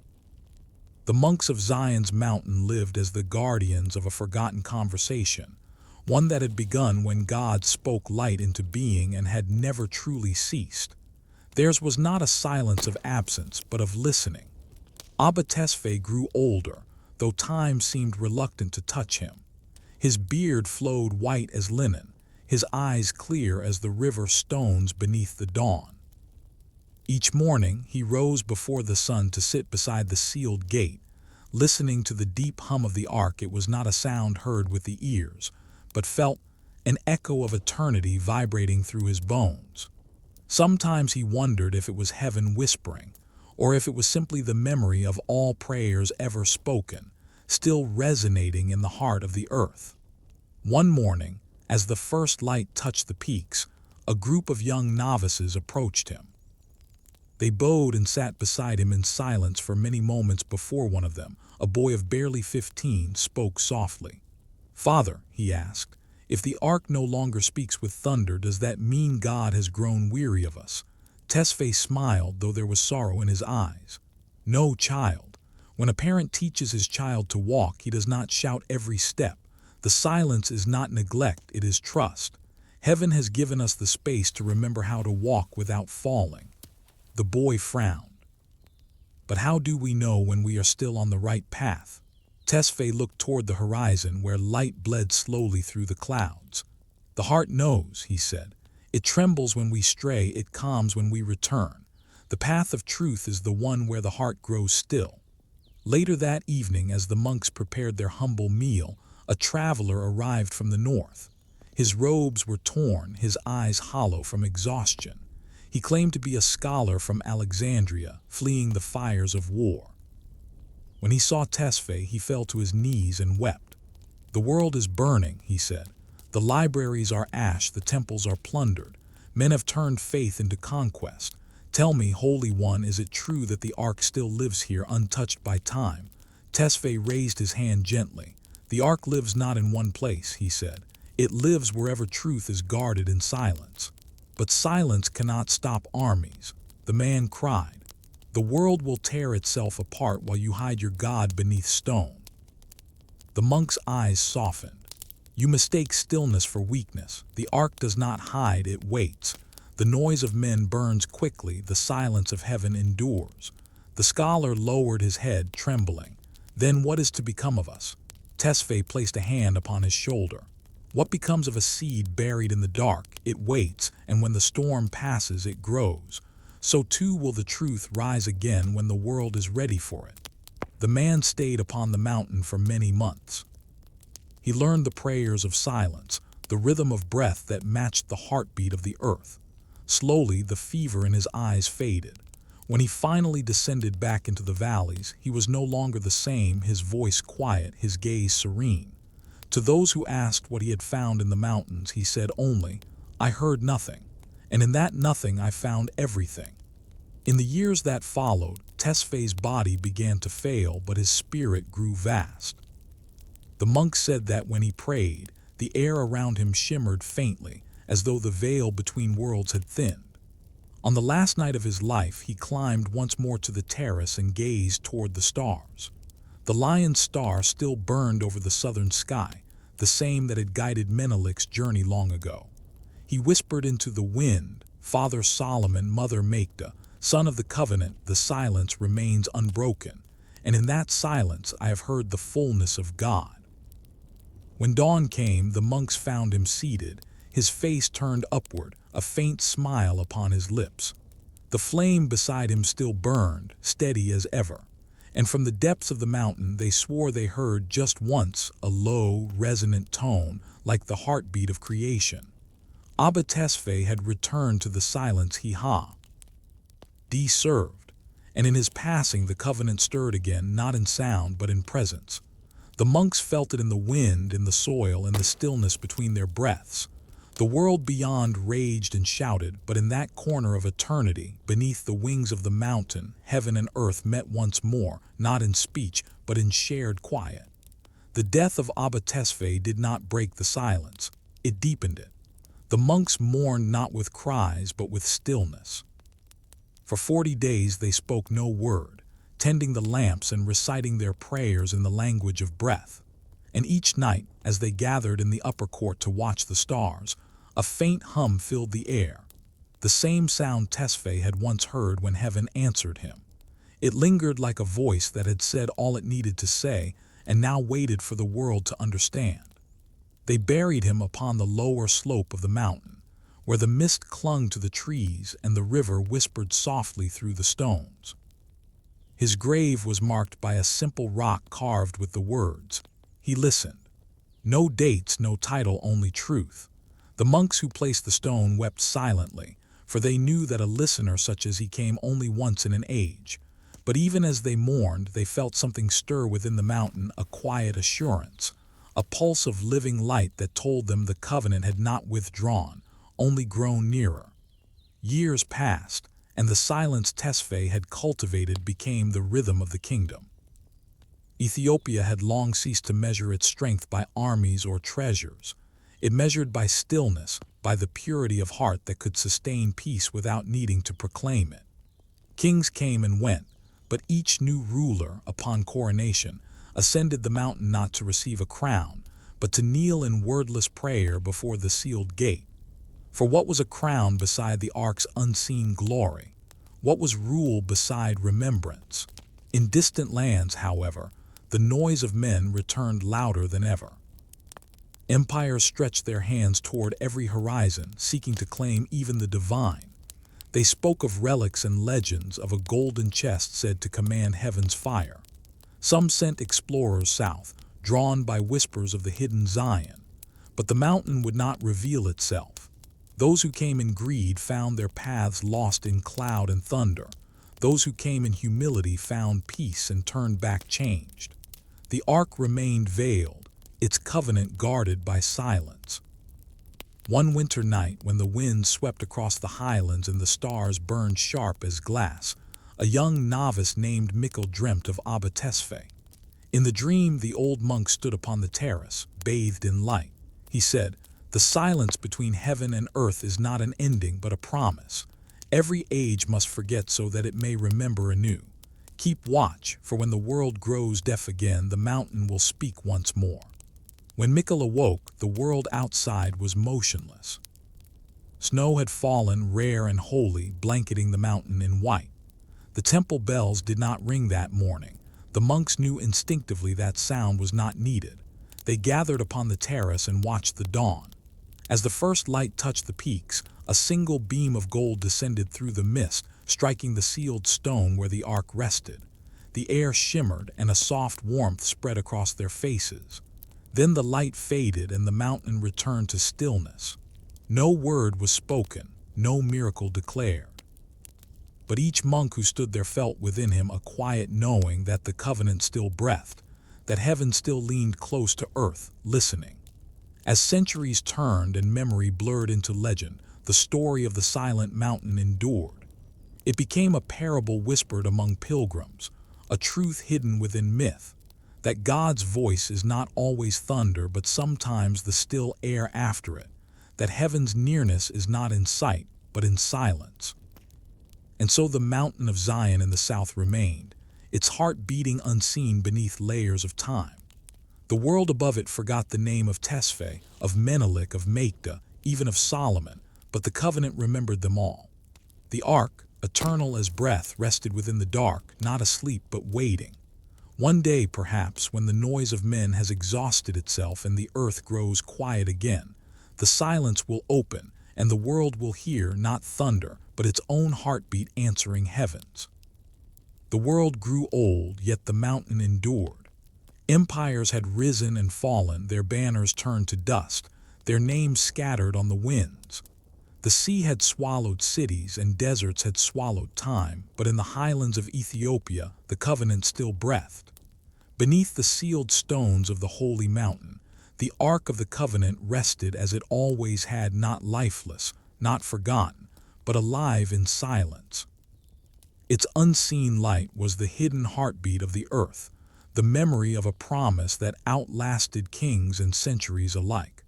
The people of the highlands still called themselves the Keepers of Zion. They built no monuments to their faith, for they believed the truest temple was unseen. Their prayers were short, their songs simple, their lives humble. They measured their worth not by gold or conquest, but by peace, by how gently they could live upon the earth that sheltered the covenant.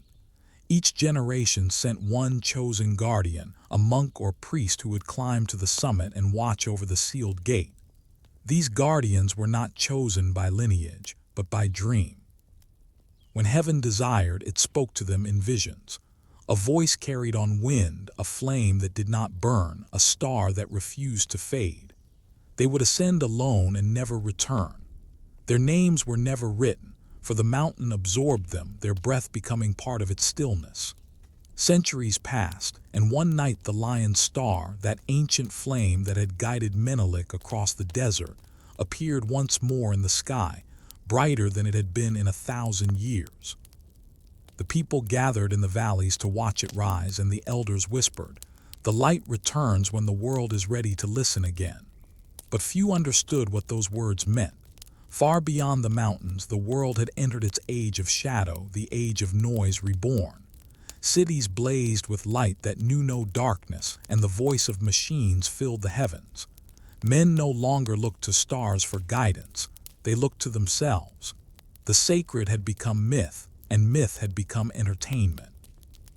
Yet amid the endless clamor, there were still those who hungered for something quiet, something real, a light that could not be bought or broken. In those days, among the monks who still tended the mountain, there lived a young novice named Johannes.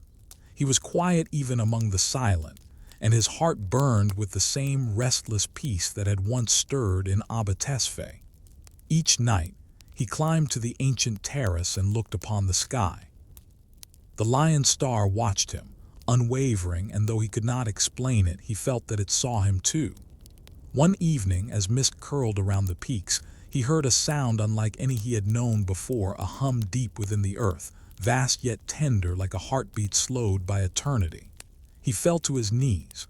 The air around him shimmered faintly, the same way it had for Menelik, for Solomon, for Makeda long before. A fragrance of cedar filled the night. Then he heard it, a voice, neither thunder nor whisper, speaking within him. The light does not die, it only hides until it is sought. Johannes wept. "Lord," he whispered, "the world has forgotten you, its cities have drowned in their own light, its children cannot hear silence anymore. How can they remember what they have never known? The voice answered, they will remember through the few who still wait. When dawn came, Johann stood before the elders and told them what he had heard. The older monks listened with bowed heads, for they too had dreamt of the star the night before. Then it is time, said the eldest. The covenant does not change, but the world must be reminded that it lives. They prepared a great vigil that lasted 3 days and 3 nights. No words were spoken, only stillness, only breath. And on the 3rd night the sky blazed. The lion's star split the darkness, its tail stretching like a river of fire across the heavens. In its light the mountain gleamed, and for a single moment every man, woman, and child in the valleys felt the same thing, a warmth in the chest, a calm in the soul, as though some ancient song had begun to play again after ages of silence. Johannes fell to the ground, his tears glinting in the starlight. The covenant still breathes, he said. The light has never died. And in the mountain's heart, deep beneath the stone, the ark glowed once more, unseen, untouched, yet alive, waiting for the world to open its eyes again. The night of the lion's star lingered in memory. In the villages below the holy mountain, elders spoke of it in hushed awe, how the heavens had flamed with living fire, how the rivers gleamed like liquid gold, how even the animals stilled as if listening. For days afterward the air carried a strange sweetness, the scent of myrrh and rain, and those who prayed felt warmth spread through their chests as though the world itself had drawn a breath. But no one understood what it meant. To Johannes it was not a sign of ending but of beginning. The mountain had spoken. The silence of heaven had become song once again, though few had the heart to hear it. He climbed the path each morning, his sandals brushing against the dew-slick stones, until he reached the sealed chamber. There he knelt, whispering the ancient vow, not to see, not to take, not to command, only to remember. The ark lay beyond the stone, hidden from all sight, yet Johannes could feel its presence like sunlight behind his eyes. Sometimes, when the wind swept through the mountain's hollow, he would hear faint harmonies, not music, but mean. The sound filled him with the same reverent ache that had once stirred in Solomon's temple, the knowing that there exists something too vast for language. Weeks passed, and the world below continued to move in its restless hunger. Travelers brought stories of machines that spoke like men, of towers that reached into the clouds, of cities that shone so brightly that stars could no longer be seen. Yet within those same cities, people began to dream of silence. They longed for stillness without knowing its name. Some left their lives behind and journeyed east, drawn by rumors of an ancient mountain where the air hummed with peace. They came weary and trembling, scholars and wanderers alike, carrying nothing but questions. When they reached Johannes, he received them without ceremony, his gaze calm, his words few. They asked, "Is it true? Does the ark still live here?" He smiled gently. "The ark lives wherever truth is guarded," he said. "But truth does not dwell in noise. Come, sit, listen." And so they did. For hours, then days. He taught them not through speech but through silence. He taught them how to breathe until their thoughts slowed, how to listen until the sound beneath all sound emerged, the faint hum of creation's first word. And when they felt it, when their hearts aligned with that invisible rhythm, they wept. Among them was a woman named Miriam, a historian from the far north. She had come to write of legends but stayed to live among them. "This silence," she said one evening, "is not empty. It is full like the space between heartbeat and breath." Johannes nodded. "It is there that the covenant still speaks." In time, Miriam wrote nothing. "Her books remained blank," she said. "Words cannot hold what I have heard." Instead, she helped the monks build gardens along the terraces where wind and water could pray together. She told the pilgrims who still came, "You cannot find God in a sound louder than your own breath." The years passed quietly. The world outside thundered with progress and despair, but the mountain remained untouched, its people faithful to the unseen light. Then one winter Johannes dreamt of fire. In the dream the earth cracked open and light poured forth from its core, rising like dawn. He saw faces, Solomon's, Makeda's, Menelik's, Tesfa's, all turned toward him in peace, and above them wings spread across the stars. When he awoke, his heart was trembling. The air smelled faintly of cedar. He rose and climbed once more to the sealed chamber. As he knelt before it, the mountain began to vibrate softly. The stone gate glowed, not blinding but gentle like the sun behind mist. "Lord," he whispered, "is this the end?" The voice that answered was not thunder but memory. There is no end for light. It circles, it rests, it awakens. As long as one heart remembers, the covenant endures. Tears streamed down his face. "Then let me remember." The light dimmed, the hum faded, and Johann sat in stillness until dawn. When he rose, he knew what he must do. He descended the mountain and gathered the monks and villagers. "You must carry the silence," he said. "Not as monks, but as people. Teach your children not to shout, but to listen. Let your homes become temples of peace and your labor prayer." And as the years unfolded, they did just that. The covenant was no longer a hidden chest in the earth. It became the rhythm of their lives, the quiet between words, the mercy in their dealings, the calm with which they faced the storms of time. And though few beyond Ethiopia knew its name, the Ark still lived not in gold or in relic, but in remembrance, in the silence that breathes beneath every heart. The years flowed onward like rivers through stone, carving the shape of eternity in silence. Johannes grew older, and with every wrinkle upon his face came the calm of a man who had seen the unseen. The mountain, veiled forever in mist, became more than a place of pilgrimage. It became the pulse of hope itself. For though the world beyond had buried faith beneath iron and noise, this mountain still remembered, and in remembering it lived.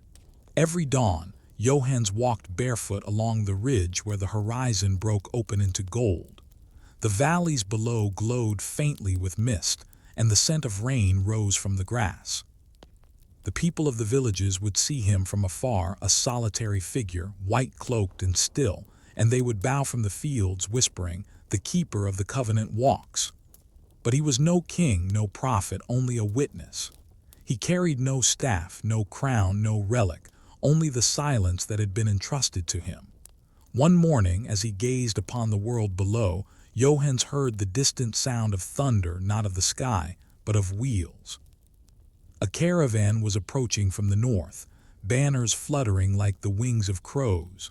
The pilgrims on the lower slopes watched anxiously, for such processions often brought unrest.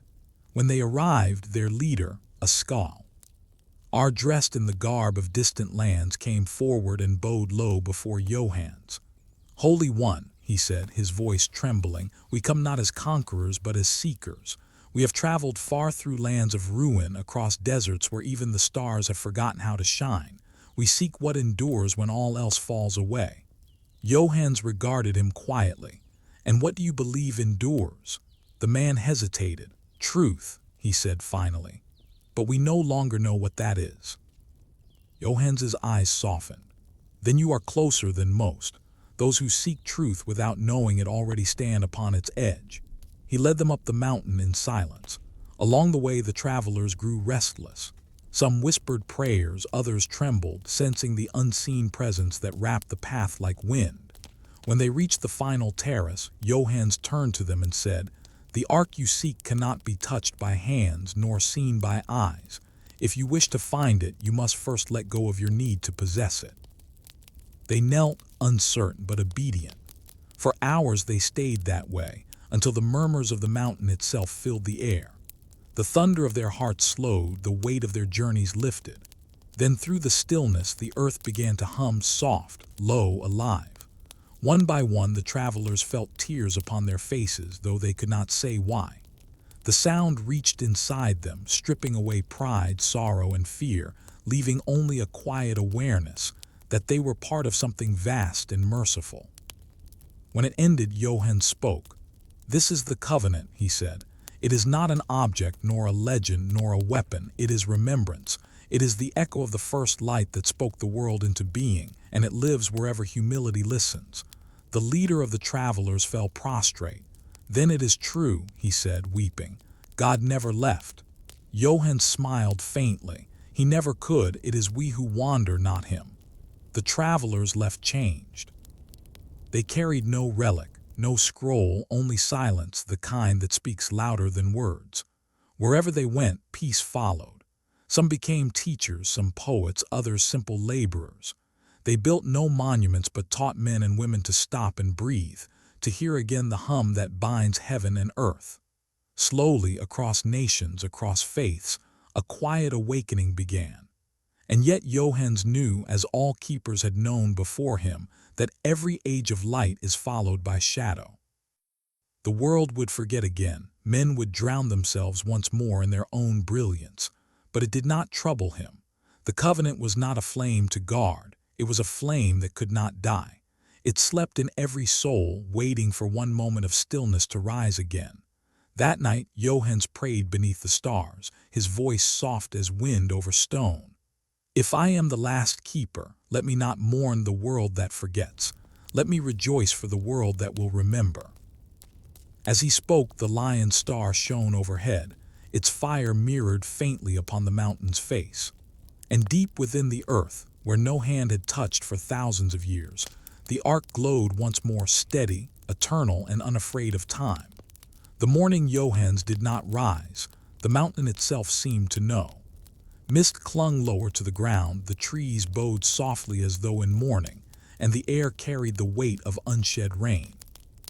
The monks found him upon the terrace where he had spent every dawn, seated in stillness, his hands resting open upon his knees, his face lifted toward the horizon. He was smiling. The lamp beside him still burned, steady and calm, its flame untouched by the wind. They did not cry out. They did not ring bells or call the people from the valley. They simply knelt beside him and bowed their heads, for they knew the covenant had taken him into its silence.